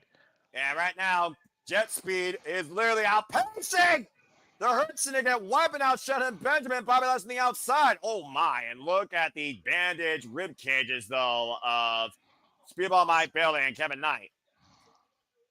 I don't know if this is wise, again, at this point. I'm just saying. It's like walking around with a target on your back. Especially when the people that will exploit that target are named Shelton Benjamin and Bobby Lashley. Especially when their motto is "We hurt people." Do you really Oh, want to come man. in hurt? Well, I mean, MVP did say if they could come back to the ring walking, then maybe we'll let you challenge the Government Tag Team Championships. And I don't think Bobby Lashley and Shelton Benjamin are going to let them walk out of this building. I don't know. That could be added to All In. You never know. Well, what condition will they be in, Walter? Like, seriously. I don't know. But based on these damn knees by Bobby Lashley, I don't think. About to say, if you have a mark on your chest, if you have a target, the Hurt Syndicate will no doubt exploit it. Bobby Lashley and Shelton Benjamin pissed off into that cheap assault. Did you see the impact of just a regular ass scoop slam by Shelton? Damn. Well, I guess damage done once again as MVP and MJF watch on from the entranceway. About to say, Kevin Knight, people might barely. There may be a better time for this. That's me saying finish the job. We're still standing. What the hell are you thinking, man? They want a title shot. How much are you willing to sacrifice of yourself? In a weird way, this might earn the Hurt Business's respect. Well, I mean, there's toughness and then there's foolishness. Which one do you think Spiel Mike Bailey and Kevin Knight are exhibiting right now? Stupidity. And right now, the Hurt Syndicate might be done with these two. Shelton Benjamin, Bobby Lashley got Kevin Knight's speedball hooked up here. Oh, God! Oh! Damn, he left him dangling before he did that powerbomb. Yeah, talk about deadlift powerbomb into oblivion. If they get up again. Oof. They're like Rocky. They don't understand the meaning of stay down. Well, they hurt people. The Hurt Syndicate doing exactly what they're billed to do. And the Jet is still getting up. We won't back down. We won't back down. Speedball and Kevin Knight are still asking for more? MJF saying what I'm saying. Stay down. For once, I agree with that scumbag. This is ridiculous. And Lashley and Shelton Benjamin are again fighting with Kevin Knight and Speedball Mike Bailey, who might as well be fighting for their lives. You might as well say they are. Again, intentional fortitude is one thing, but intelligence is another. Preserve yourself for a different time. Look at these shoulder tackles. Oh, God, what a rising knee strike. I think MJF hit him with the cane to the rib, too. It was like very subtle, but I think he hit him. I don't know if you noticed it. Yeah, I think you're right off camera. Kevin Knight literally grounded. The Jet grounded, and once again, Speedball Mike Bailey hoisted up on Bobby Lashley's shoulder for a dominator. I would love to if they showed a replay, because I swear MJF hit him off camera with the cane to the rib. Now stay the hell down, guys. There's a point where it's just too much. Yeah, about to say, you might as well be stacking literally just bodies or timber on a fire. Kevin Knight's still moving, Noah. Is enough? I don't know. For Kevin Knight through Mike Bailey, the jury is out. It might be showing their own version of Superman, but I keep getting up. Yeah, well, even Superman has kryptonite. Kevin Knight has a mic.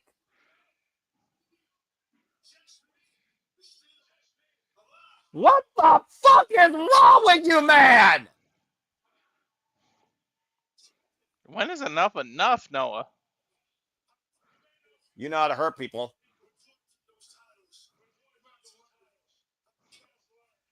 When it comes to those towels, you guys gotta learn how to kill us.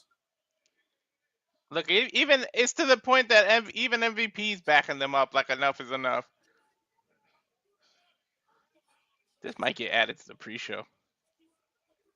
Oh, hell no!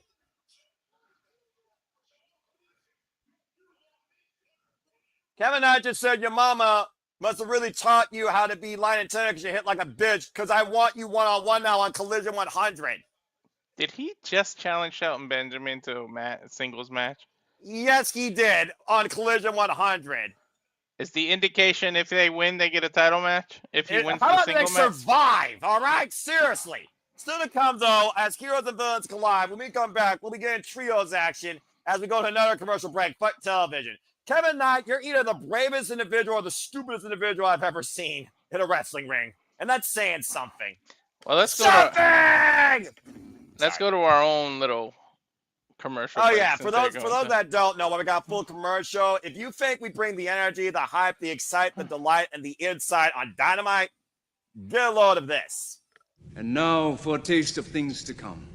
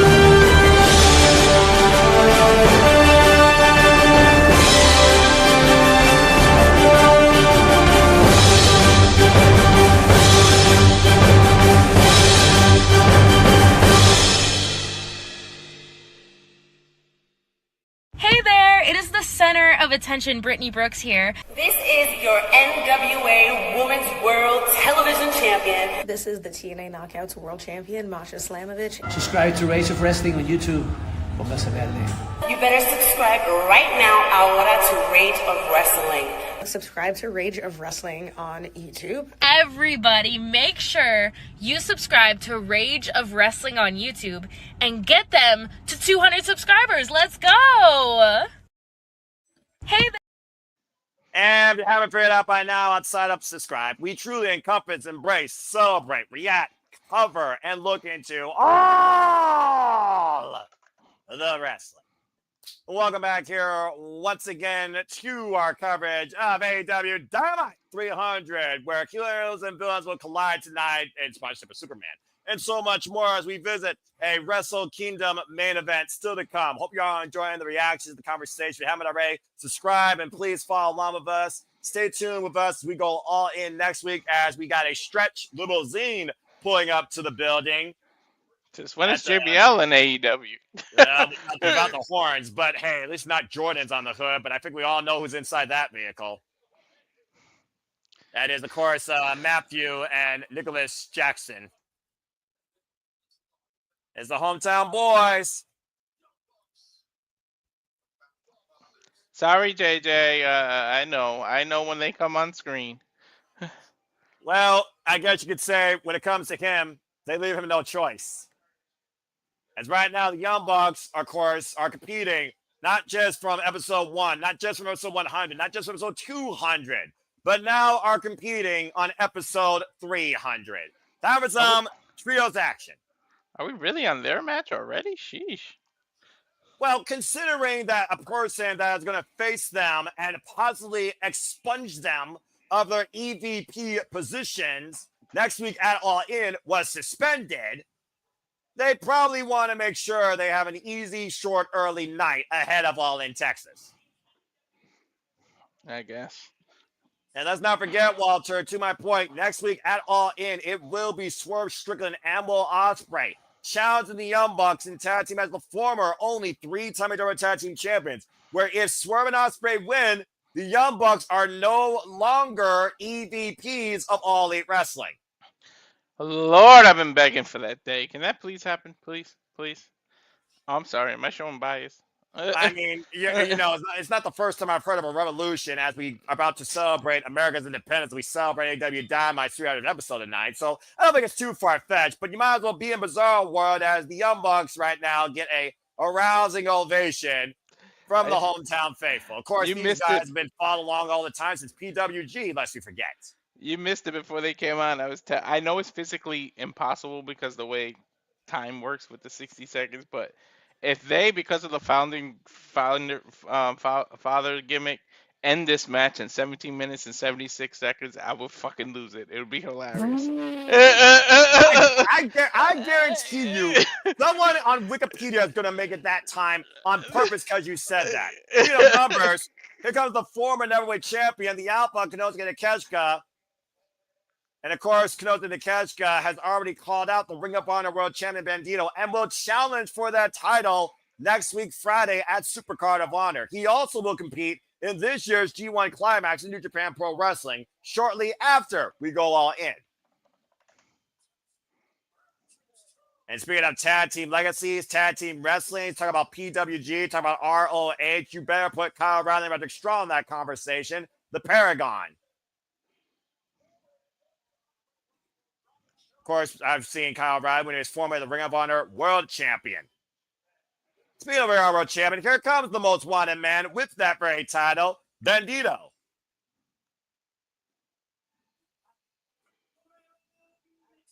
Bandito. I still can't believe Bandito and the Young Bucks have not collided at all since All In 2018 before AEW even existed. Shout out to my friend Lex. Shout out to the AEW fan, by the way. I know they're watching along. King, and of course, my friend King, the KG King. King A-Train will be going All In next week. Hope to have him on Sleepy Predicting next week, Wednesday. Love you, brother. Former AEW Trios champions, former AEW Tag Team champions, the Young Bucks, of course, who have done it all. Tag Team Wrestling follows their careers as far as the business goes. From the backyards and the back streets to the big stage. Referee Rick Knox for this contest, PWG all around. I want to give a shout out, by the way, to our Canadian friend Ash again, who, of course, is a huge AEW and NJPW fan. Of course, plan is for her, I imagine, to give us a little bit of a bracketology on the G1 Climax. And apologies, folks, for not covering Dominion. Prayers of our passions. The time wasn't there, but we do hope to do that as a retro watch along at some point. As Kota Takeshita did lose the Neverweight title to Bolton Oleg. He is no longer the Neverweight champion. Bandito right now, landing on his feet. Reverse roll with Gutierrez. Kanosuke able to scout it, though. Looking for the arm drag. Arm drag taken over by the Ring of Honor World Champion. A side step. Up and around. Up in the Argentine backbreaker position. Whoa. You go, oh, wait for that knee, power drive knee. Big axe handle miss, and whoa. A bit of standoff here, though. And tag made now. I believe that is Nick Jackson, Nicholas Jackson. Again, All In Texas too to shape up. There you see the official graphic, Walter. John Moxley will defend the AEW World Championship now against him and Adam Page in a Texas death match. Double arm ringer right now. Bandito hoisted up and, oh, man, backbreaker. Backbreaker, swinging a neckbreaker combination by the Young Bucks. Kyle O'Reilly. By the way, shout out to Kyle O'Reilly. What was an amazing battle of the Kyles last week on Collision. And stay tuned, folks. We will be covering Collision 100 this weekend. And right now, Matthew and Nicholas Jackson in control here. Straight up Paragon. Adam Cole might be having a TNT Championship match here very soon against Kyle Fletcher once again, as he successfully retained his TNT Championship against another member of the Don Kyle's family this past weekend in the Walking Weapon, Josh Alexander. And now look at Paragon here with the knee drop backbreaker. Combination there to Matthew Jackson. Now Nicholas Jackson set off the rope. Double arm drag, backbreaker. Kyle O'Reilly with the PK. Of course, the Paragon, former Undisputed Era, Undisputed Kingdom, former NXT Tag Team Champions. Roderick Strong, former NXT North American Champion, AEW National Champion. And I like, I call it a super kick. And start your counter, Walter. Whoa. I knew you were gonna do that. Single leg. No, No, I'm not. I'm working on something. You see. brother. Bandito right now going off the ropes. Stoneberry flop wipes the Bucks on the outside. And now look at the alpha. Look at the fly. Tope calling hello. Wiping out Bandito. Oh, did you see how close he was to the table, though? Holy Exactly. shit. The sons of Konosuke avoiding certain disaster. Will we see a catastrophe? Stay tuned. Restaurant Quiet Picture in Picture. Fuck television. Or if you're on Max, full commercial break. Yeah, dumb. Anyway, hello, Charles. Good to see you. He may be the most wanted, but the wanted man is Bandito. And right now, no one cares about Timu Nemeth and the Hollywood Hunks brother. This is what I was working on, just to give people that tune in later an update of what happened so far, what we see. What? Yes, you're the ticker. Oh, I see the live results. Fair enough. Mm-hmm.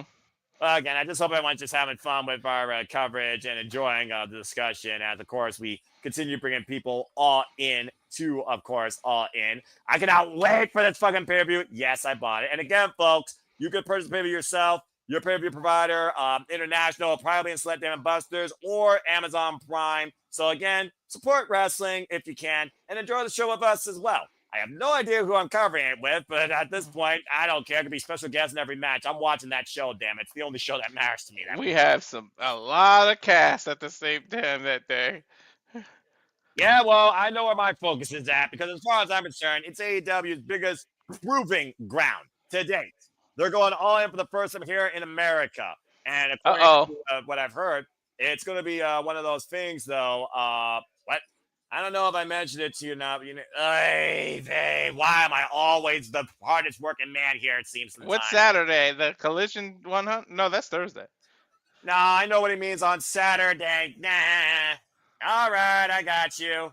Story of my life. He couldn't do that behind the scenes, though. I couldn't get the anonymous general manager do. Just put it out there. So once again, I'll be moderating the weekly conversation of wrestling madness that is the Saturday Shenanigans. Oh, yeah. You're the backup host. You're the best. Y'all nice, all right? Just do what I love, all right? And it's not about me, it's about wrestling. But I appreciate you all always. On the spaces, they praise me of how hard I work. And I said, don't think we don't all work hard. No, especially you work so... Look, I just do what Cody Rhodes says. I do the work, all right? And at the end of the day, it's humility and humbleness that makes you a better person and also encourages kindness and a better behavior out of others. Young Bucks could learn a thing or two about that sometimes. We are back here at AEW Dynamite 300, Ontario, California, the Toyota Arena, capacity crowd on hand. Trios action, Bandito and the Paragons, Brother Strong, Colorado, taking on the Young Bucks, and Konosuke Takeshita. Oh, God, what a pop-up cutter! Next week is going to be a hell of... I'm looking forward to the promo between MJF and Briscoe. Oh, me, absolutely. Tag made now on both sides. Roderick Strong, the sick kick. Wait, there was only one tag. Why are both Jacksons in the... Okay. And you know that the Jacksons are going to come into play for each other, and of course, it's the heels. They got to play. Olympic Slam, as Roderick Strong takes the better of all three men here. And, oh, wait a minute. Trying to hook up Matthew and good backbreaker over Konosuke's back by the Messiah of the backbreaker. He was struggling to get Matt up there. Well, Matthew was trying to restrain that because we all know Matthew still has a compromised back to this day. Mm-hmm. Now going to work with those running forearms, blind tag made by Nicholas. I don't think Roderick Strong was aware as he dropped Matthew with the gore buster, swinging a miss. Matthew wiping out Kyle O'Reilly, catches Roderick Strong with a high kick. Spinning Solvat to the midsection, rolling kick routes Roderick Strong, and a running knee strike to Bandito out of the corner. Bulldog clothesline combination, Nicholas Jackson on fire. Effective, man. And now Kyle O'Reilly, the proficient technician, the striker, the violent artist, that Muay Thai background coming into play. Nice leg sweep. Yeah, again. Ooh. O'Reilly, I think, caught him in the ribs there. Now look for the guillotine. Has Kyle O'Reilly registered his legs as lethal weapons yet? Because he needs to. I'm not sure at this point. And Northern Light suplex here. The locomotion has left the station. And Matthew now looking to send both members of the Paragon for the ride. Wow, double Northern Light suplex without the bridge.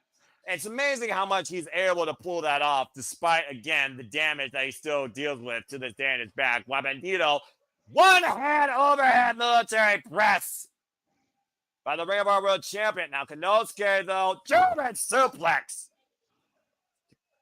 The German suplex wrote literally the member that feeds us on. Meanwhile, boom, thunderball! Couldn't go for the cover, all 6 men down. It's fitting that he didn't go for the cover. We knew he Oh, would've got the shut win. your face, Walter.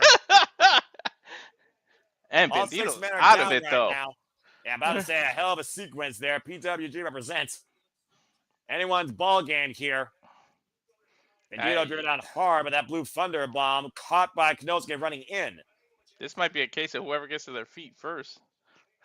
Isn't that sometimes the case when it comes to this type of multi-person warfare? And Roderick Strong makes the tag to Bandito. Konosuke look on the other side. Preview. Pop up, stood out, powerbomb, cover. Oh, no. Good God, the height of that. Can we give Bandito credit kicking out? That man flew. By the former 5-time KOD champion from DDT Pro, Konosuke, sending Bandito to the stratosphere. Man. Looking for a senton possibly, and now it's all breaking down. Dragon screw leg up by Kyle and Nick, you were saying. He almost put him through the mat. Forget on the mat. And again, it will be Bandito defending his Ring of Honor Championship against Konosuke next week, Friday at Supercard of Honor. Superplex by Roderick Strong to Matthew. The knee drop by Kyle O'Reilly to Nicholas. And now Bandito, what the hell? Is he going to go for a Spanish fly? Oh, no. Oof. Avalanche, moonsault, power slam, cover of the Farley back press, and broken up by Nicholas Jackson. Takes a lot more to beat Takesha. We know that for a fact. Again, this man has held the Neverweight Championship. Oh! More successful defenses than any Neverweight Champion in history. Petro motion, though, by Nicholas Jackson, though. Squaring up against Bandito. A split-legged X Factor? Basically, yes. And now hoists it up! And the knee dropped across the jaw. And he's in the ropes as Bandito might be looking for the Blackjack 21. Wait a minute. Nicholas lands feet. And Bandito's isolated both bucks here. Slingshot into Konosuke. Uh-oh. Tombstone. Oh, no. Or at least he's set up for a tombstone. Oh! The assist with the Kito Ganashi. And the super kick party, Cazadora, wheelbarrow suplex, takeover, covered by Konosuke, oh, everybody breaks it up. You had to believe, they had to break it up. There's no way Bandito was kicking out of that combination of moves. And again, what will it take for Konosuke to beat Bandito for the Ring of Honor World Championship? Again, folks, Supercard of Honor, 1 week from Friday for Honor Club members. WatchROH.com, and we will be covering it. Look at that comment there. No. I'm not acknowledging WWE BS right now. I'm in a good mood, all right? And JJ's not going to trigger me. I'm in a good mood tonight. This is my night, damn it. Axe and smash combination of Roderick Strong, and yes, he is. And Chad Gable will get well soon. Super kick, block super kick, Kyle O'Reilly, rebound, double clothesline. Cheers to Naja McGinnis. And Kyle O'Reilly now with the guillotine on Konosuke to catch guy, bringing the Alpha down the mat. He's got it in tight, Walter. Again, though, look at Konosuke. That was the right way to reverse that too. To stand up on your legs like that. I mean, not to stand all the way up, but the way he sat up first. That's the way you reverse that. He was looking for a chop block and ran into a super kick. Super kick party now on full display with the Young Bucks. Oh man, world class. Bends Kyle O'Reilly backwards. O'Reilly might be out of it, Noah. Yeah, and I don't think the Young Bucks are done with him yet. They might do a trigger. EVP trigger with a power drive knee boost. I think that was a triple one. Shit. Raging fire. Cover. And Konosuke with the win. Good Lord. It's a hell of a lethal trios combination of offense there in the end, to your point. A very unique union of the Don Callison's family, Konosuke and Takeshita, with the Young Bucks, the EVPs, come out with the win here tonight on Dynamite 300 against Kyle O'Reilly, Roderick Strong, and Bandito.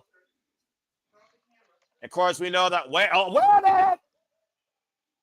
Swerve Strickland and Will Ospreay, who will challenge the Bucks and hopefully relieve them of their EVP power. And they have no interest in finding them tonight. Can't blame the Bucks there for getting out of the ring right now. Oh. Yep, Swerve's got the mic. Oh, that's right. I guess we didn't get an answer officially, actually. Swerve Strickland asked for an answer.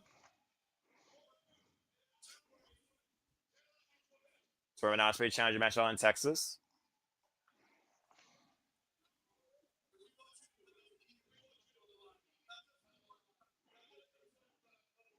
Put the EVT titles on the line. Clarify a few things. This is then Swerve and Will trying to become EVPs. One, I don't trust Will with power. And two,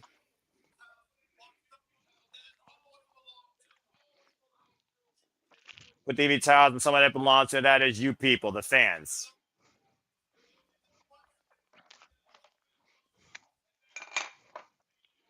There's only one person that runs this coming. That's the chairman and CEO, Tony Khan. Accurate. Mm-hmm.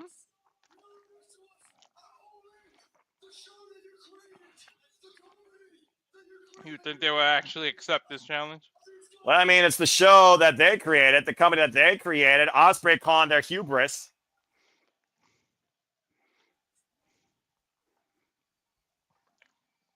I think they're just trying to get under their skin so that they do put it up. Well, I mean, about to say, it feels like to me they're just calling securities right now. Mm-hmm.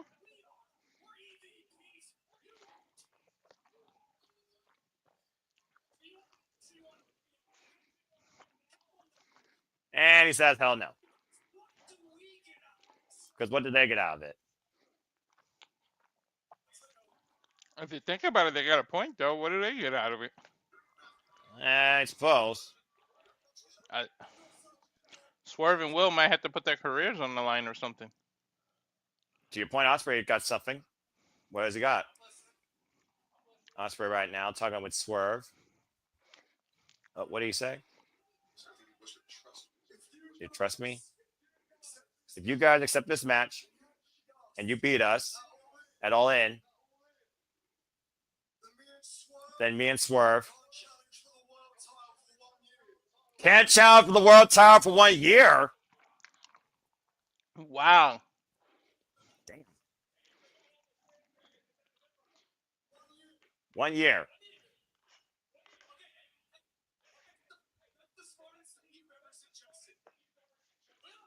Murphy ever suggested?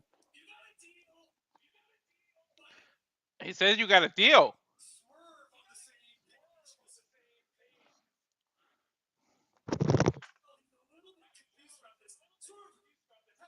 You gotta get Swerve's straight page. You might be a little confused about this.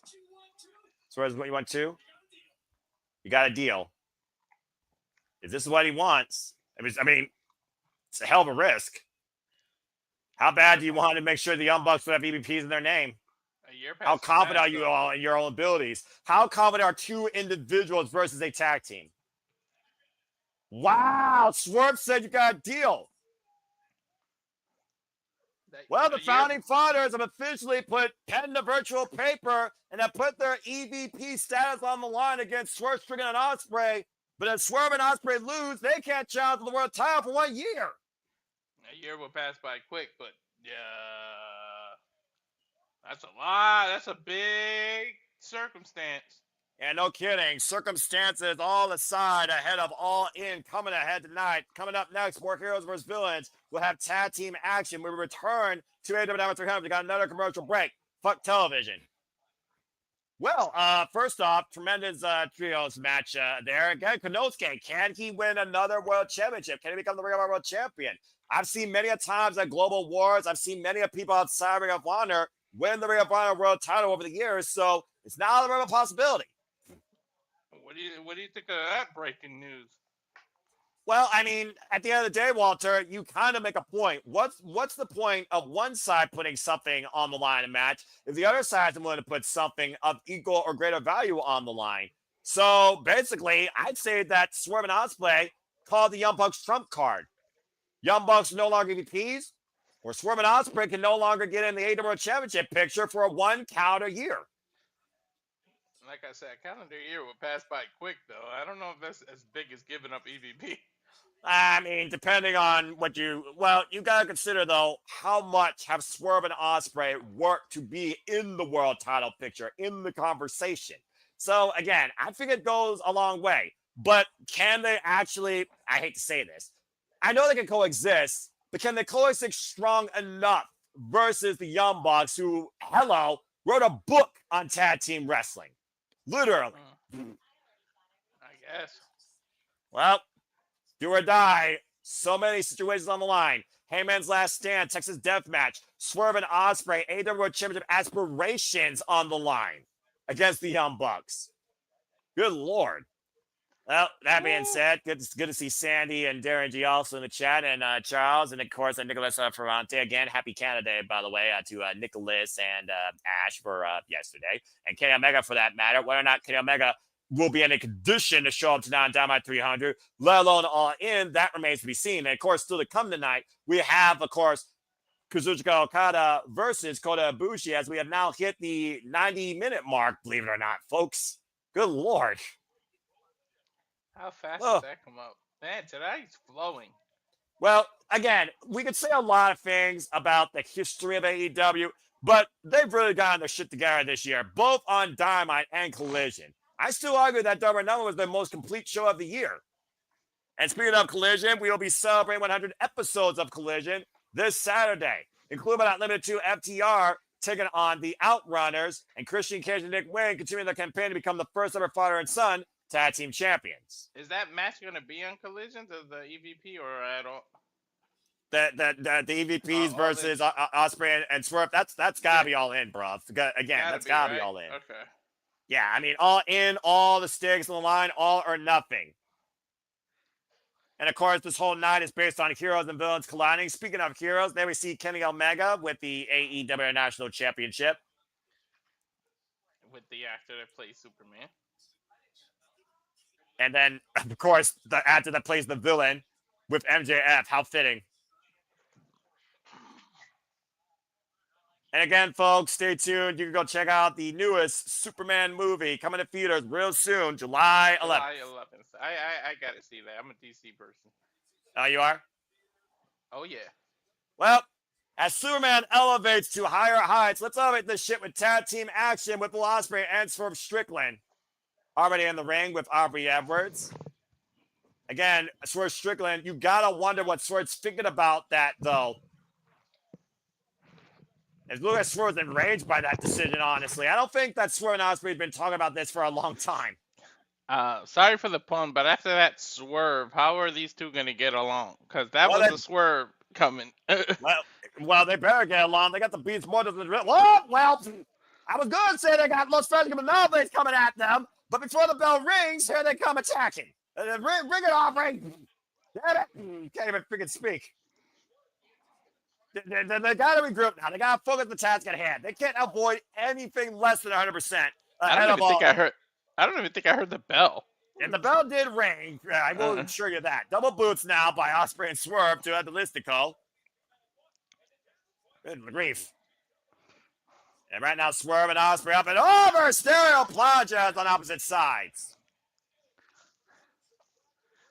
Now, Aubrey trying to regain control here. Good luck with that. Title shots versus EVPs.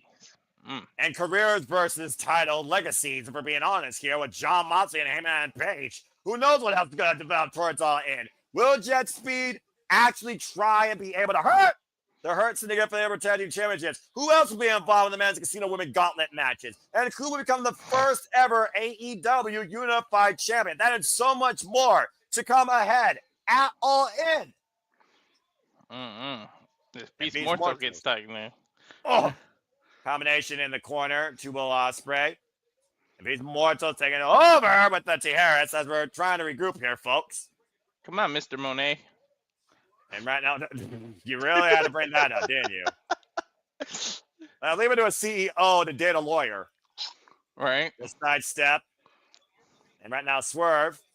Back elbow strike. Off the ropes. Rolling in for that flatliner. Damn. Swerve takes Beast Mortals down hard, face first. I don't know if Swerve can focus, though, after that bombshell that just dropped, because I'm pretty sure Ospreay didn't talk to him beforehand. Big pressure. Let's see how Swerve handles big pressure while Jalisco threatens Prince Nana, Swerve's family on the outside. Oh, man. Beast Mortals takes advantage. Okay, I said this earlier, but now Jalistico must have not watched the Swerve Page match, because why would you mess with his family knowing how far Swerve goes? They're ungovernable, dude. Do you think they give a fuck? Jalisco, Beast Mortals in control. This match continues. Wrestling Client, picture for television, folks. I mean, villain's gonna villain, I guess. Well, I mean, again, villains don't play by the rules, and superheroes wear capes and sometimes don't, and supposed to play by the rules. But again, are Ospreay and Swerve more vigilantes than heroes at this point? The jury is out. We'll find out for sure when they go all in next week. Again, next week Saturday cannot come soon freaking enough. Next week Wednesday, for that matter. Don't forget, we got a go-home show still and a countdown. So we got a lot. Shit. Yeah, we do. Again, wrestling, it has no rest, and neither do I when it comes to All Elite Wrestling, particularly as of late. Again, I've been All Elite since day zero. When it was All In 2018, that was nothing but a fever dream towards what the wrestling business could be. Well, there's more than one choice, and that is more definitive than ever before with what we cover in all things wrestling. Shout out to AEW fan, by the way.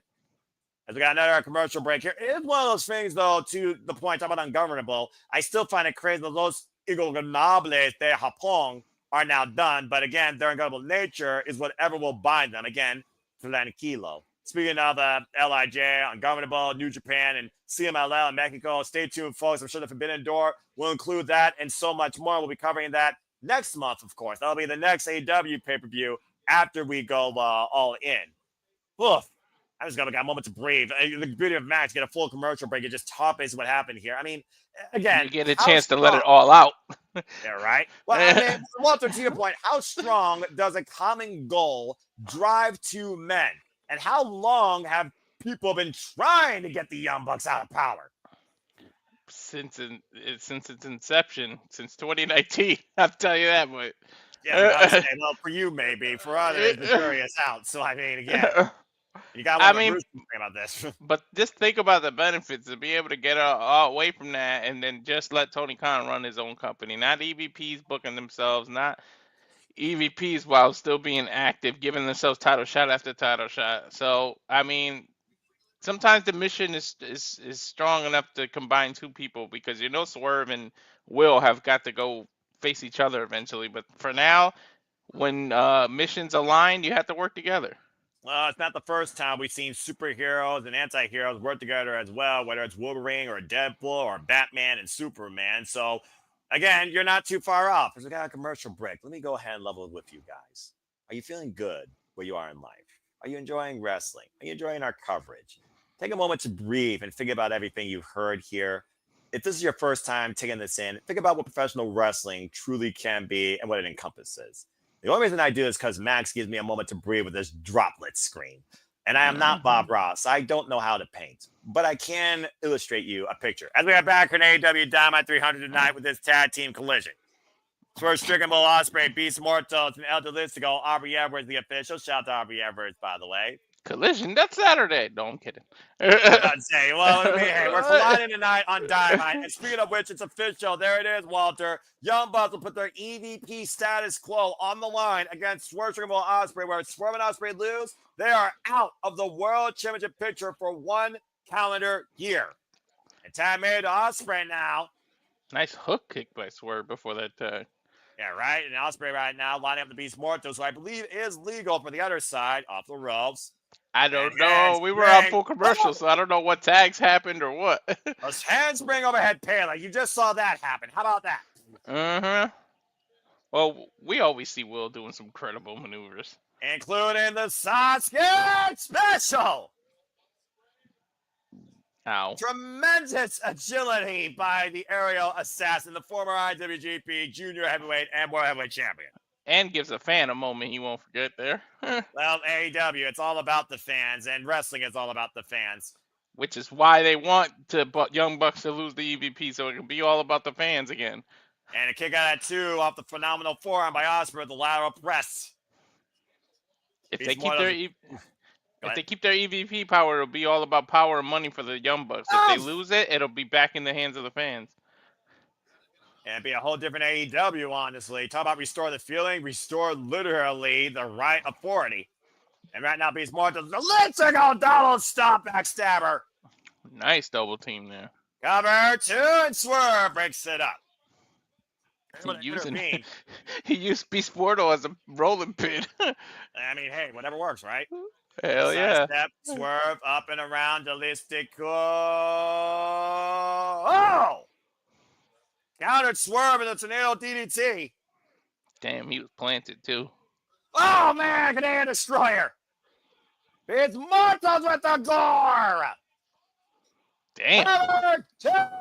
No. Oof. They almost got him. Yeah, think about the way that Ospreay was stood in time, by the way, off that Destroyer before Beast Mortals just ran right through him. Let's not forget, these two, this is inexperience for tag team. They may have tagged with other people before. They're individuals that usually are in the AEW title contention scene. They just have to put together right now. And without chemistry, you could be behind the 8 ball in tag team. And it's one of those things where chemistry in the ring versus chemistry as a tag team are two different things. Well, wait, look at this combination, Walter. What the hell? Stormbreaker! Wow. And Jalisco now left alone as Beast Mortal's been wiped out. Now Jalisco off the ropes, pop up. Oh, wait a minute. What the hell? Jalisco got Hut Styles Clash connects. Is he gonna? Oh, I thought he was gonna do a swerve kick. Oh, he is. House call counter 2. Swerve Ospreay with the win. Wow, that's a nice combination. For the first outing as a tag team, I'm just saying. Well, like you said, Walter, they got 10 days to come up with a game plan greater than this to beat the Founding Fathers and relieve them of their power. We might be on the verge, truly, of a revolution at All In. It's Swerve and Ospreay can win. But coming up next, Kota Ibushi goes one-on-one for the first time ever in AEW against Kazuchika Okada. Dude, the clash into the house call is a crazy combination.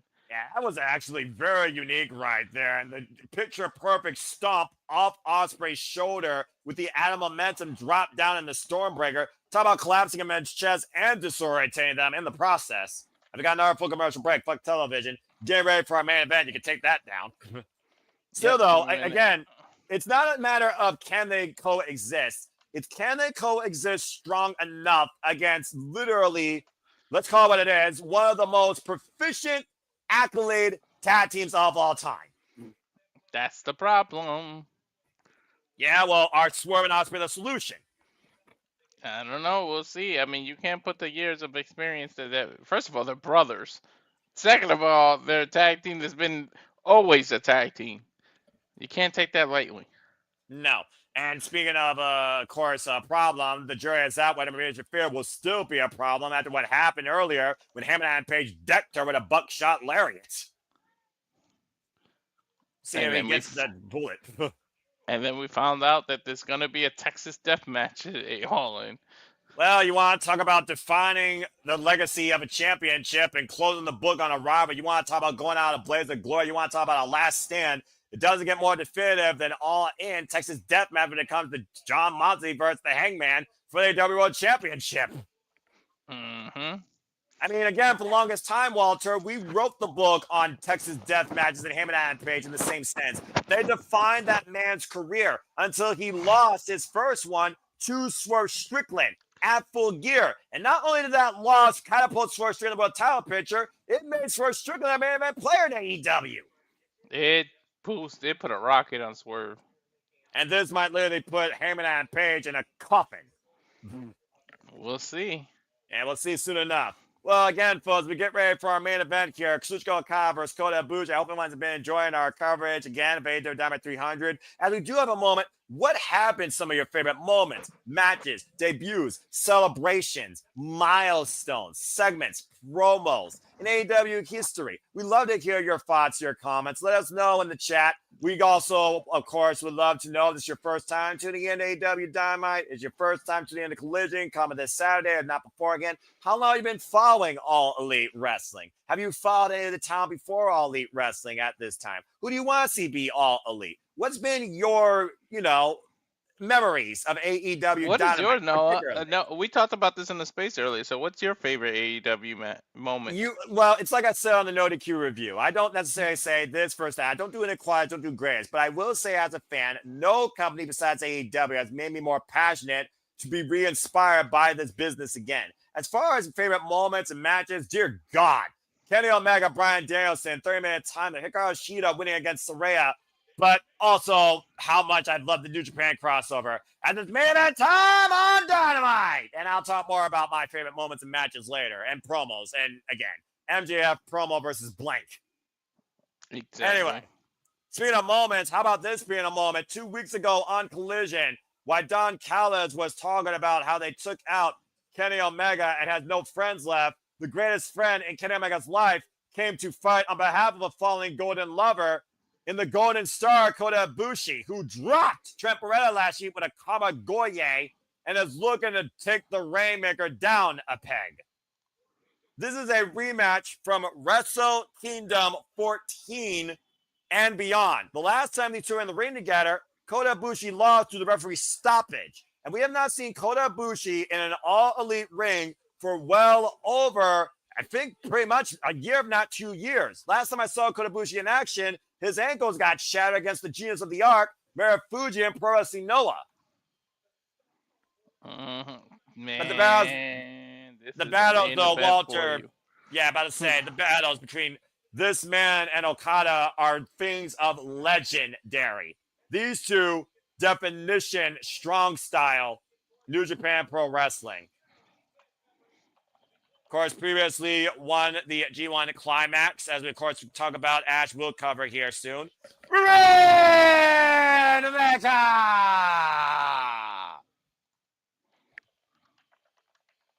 And still to this day, one of my top 5 favorite wrestlers of all time. Oh, shit. Here comes Don Callis. And Lance Archer, his enforcer.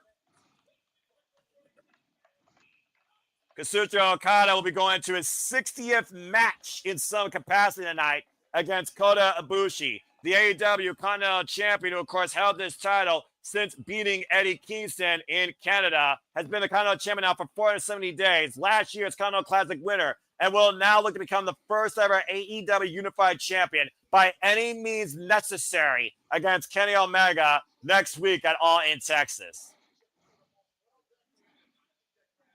One of the most highly decorated pro wrestling in history, as I talked about before, the former 5-time IWGP Heavyweight Champion and 2-time IWGP World Heavyweight Champion, greatest worker since Ric Flair, somewhat accolade, living embodiment of Antonio Inokiism.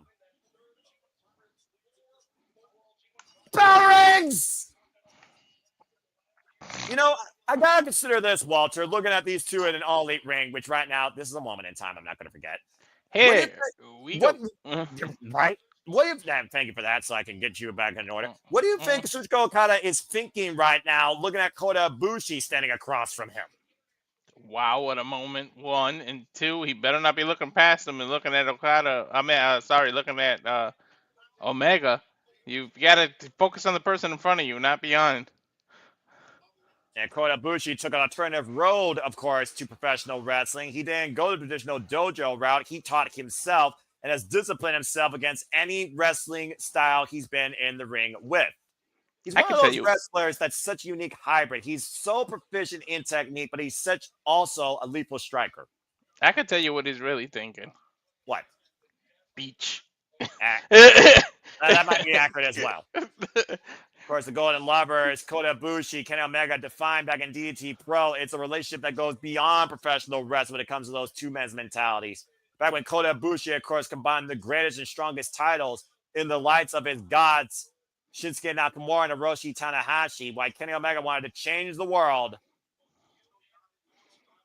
Kazuchika Okada and Kota Ibushi right now tied up in the ropes. Please give me a day where Okada drops Don Callis, please. Well, according to Konosuke, this is only temporary, but how long has Don Callis held? Oh, man. Konosuke as the greatest wrestler. Now he literally has put his back on Kazuchika Okada. That roundhouse almost knocked Okada's lights out. Okada taking a breather now. Okada knows how dangerous Kota Ibushi is. There's a reason why this man nearly killed him at Wrestle Kingdom 14. Again, we're going to cover Collision this Saturday, folks. The 100th Collision. FTR will take on the Outrunners. And we have an all-star 8-woman tag. Thunder Rosa, Queen Aminata, and Ty J. Ty Mellon on a J taking on Team Mega Bag. Megan Bay, Penelope Ford, the Toxic Spider Thekla, and the Ring of Honor Women's World Champion Athena. Also, Kyle Flair will go one-on-one with Daniel Garcia, as Rock Romero has been lobbying for Daniel Garcia to join the family. Speaking of which, RBG Vice and Hechicero will be taking on Mystico, Hologram, and Mark Briscoe in trios action. That and so much more to come at AEW Collision 100 this Saturday. Open palm strikes now by Kota Ibushi, lining up the Rainmaker near the midsection, though. Bends the Golden Star over. The Irish Whip. Oh, man! Any strike from Okada is freaking devastating. Well, why do you put Kota Ibushi up in those rankings? Oh, hell yeah. Oh, he's up there. Anybody that came through the Japanese system has some striking, okay? Well, considering Kota Ibushi, overhead plunger, has a background in karate, kickboxing, rugby, and swishman, I think you might be onto something. Mm-hmm. Yeah, right now, I think at this point, he's just frustrated right now by Ibushi. Okada is. Ibushi being welcomed in by the All Elite Fleet, the AEW faithful. Gets the midsection, though, by Okada. Hooking up Ibushi. Oh, boy. Almost went for that DDT. Drives the Rainmaker into the apron. Able to avoid certain destruction. Kota Ibushi dropped. Oh, driven face first, and then still ring steps.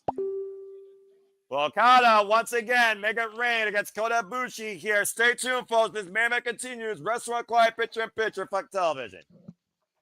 Dude, I don't think even AEW understands the what they have in front of them. This is a big history. When we get to Dynamite 400, this is going to be something people are going to be talking about their favorites right here. The fact that these two are actually in the AEW ring.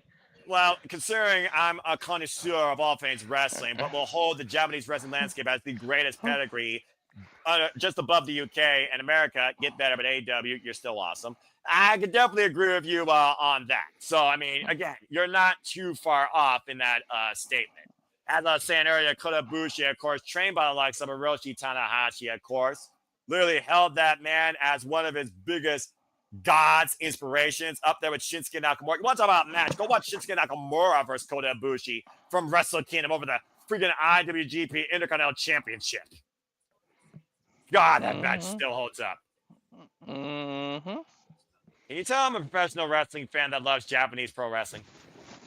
Ah, well, now that we're on commercial, you can go back to talking about your favorite AEW moments. I mean, again, where do I continue from there? You know how much I've always followed Chris Statlander. I still look at one of my favorite women's matches of all time, the most violent match. But looking at Dynamite, I look at the women's division. I don't think it gets enough respect or credit deserves. There have been some incredible matches. Statlander versus Jamie Hayter, for example, comes to mind very recently. We've had AEW Women's World Championships, of course, crowned on Dynamite. Thunder Rosa being Thunderbreaker DMD inside the steel cage for her title. Hikaru Shida beating the likes of Saraya. Of course, Grand Slams have had countless moments. Eddie Kingston beating Claudio Castagnoli for the Ring of Honor World Championship. MJF versus Will Ospreay, 59 minutes and 58 seconds on Dynamite. Lest we forget, that, of course, led to the AEW American Championship. There's so many countless matches and the moments. Hell, I was at Friday Night Dynamite last year. I witnessed the Hurt Syndicate come to life and bring business forward. When I saw Swerve Strickland take on Shawn Benjamin and Bobby Lashley arrive, I still hold up Camille versus Chris Statlander as an awesome match to see live. Of course, Camille will be part of American Gladiators. You think about, those debuts that have shown up here in Dynamite history, the legacy of Oh yeah, with the snow and the glacier was making a comeback. Right? One of the biggest pops during the pandemic.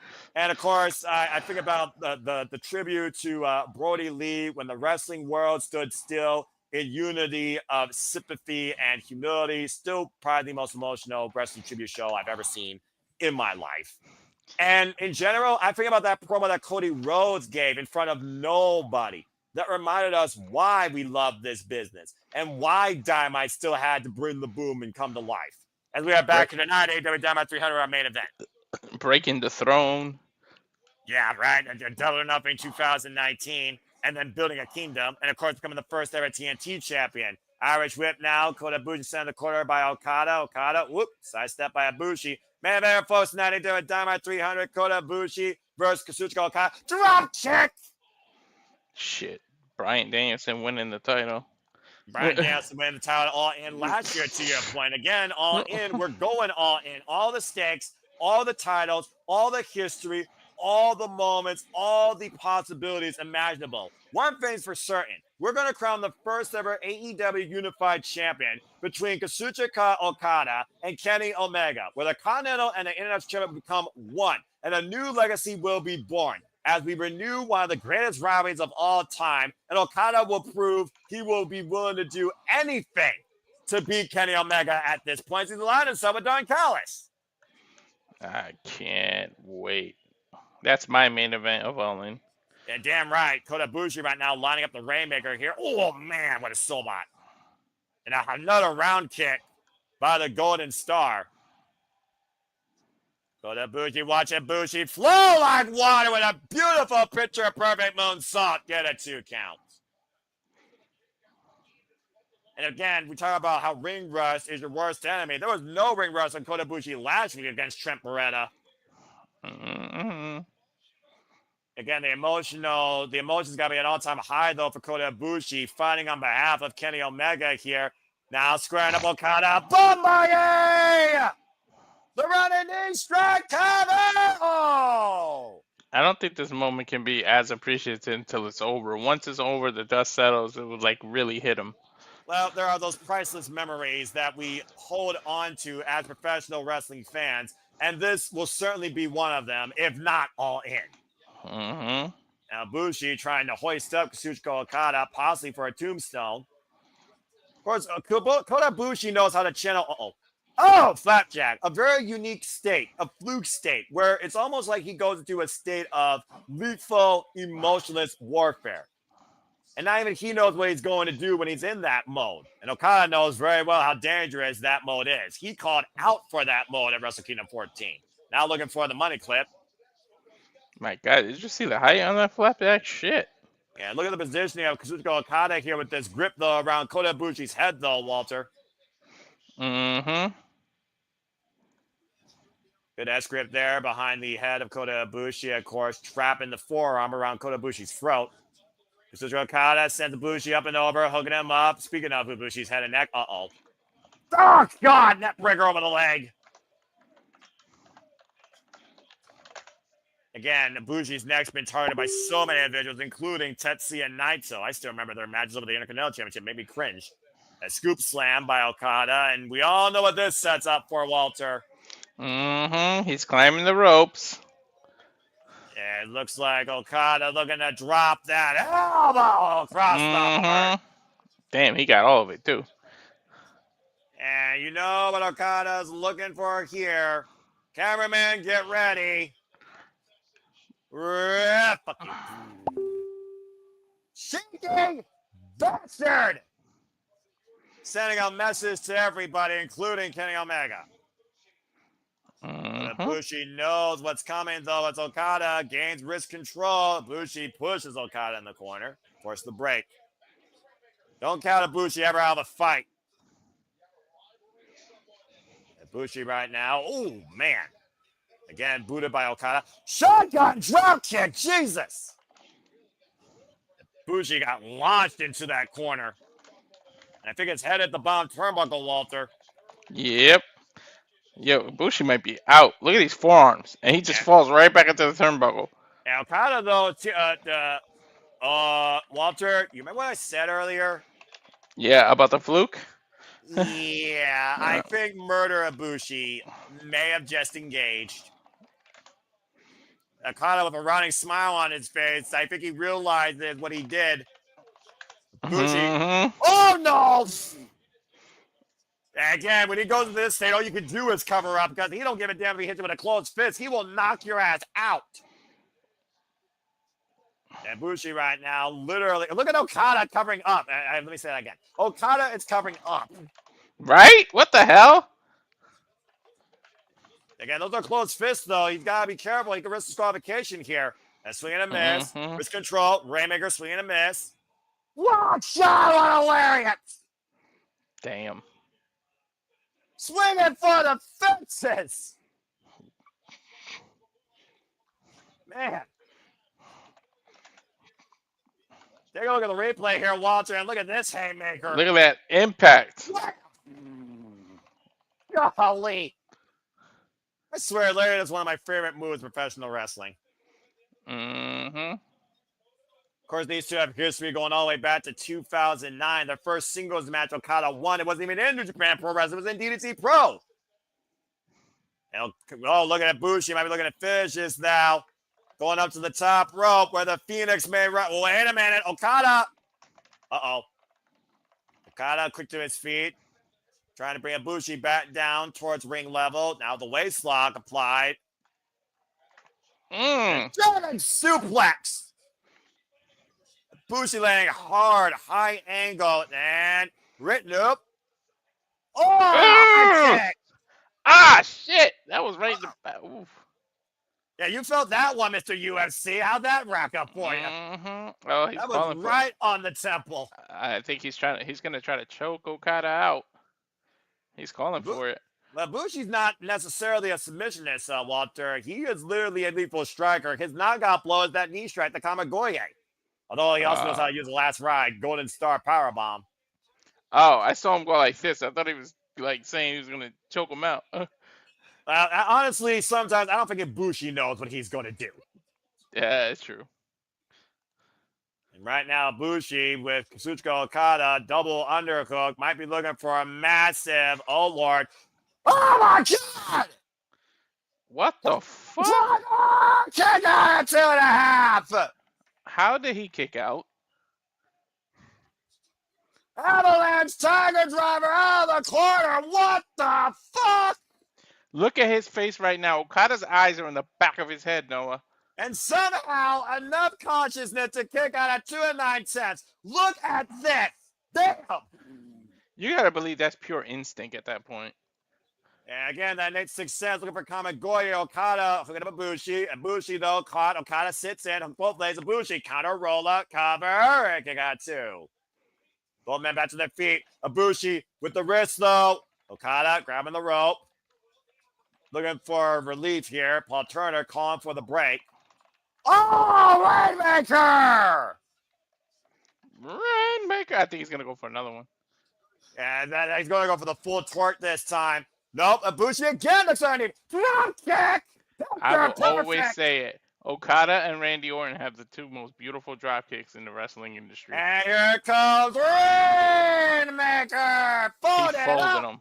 Cover! Okada with the win. Damn, what a match. He folded him.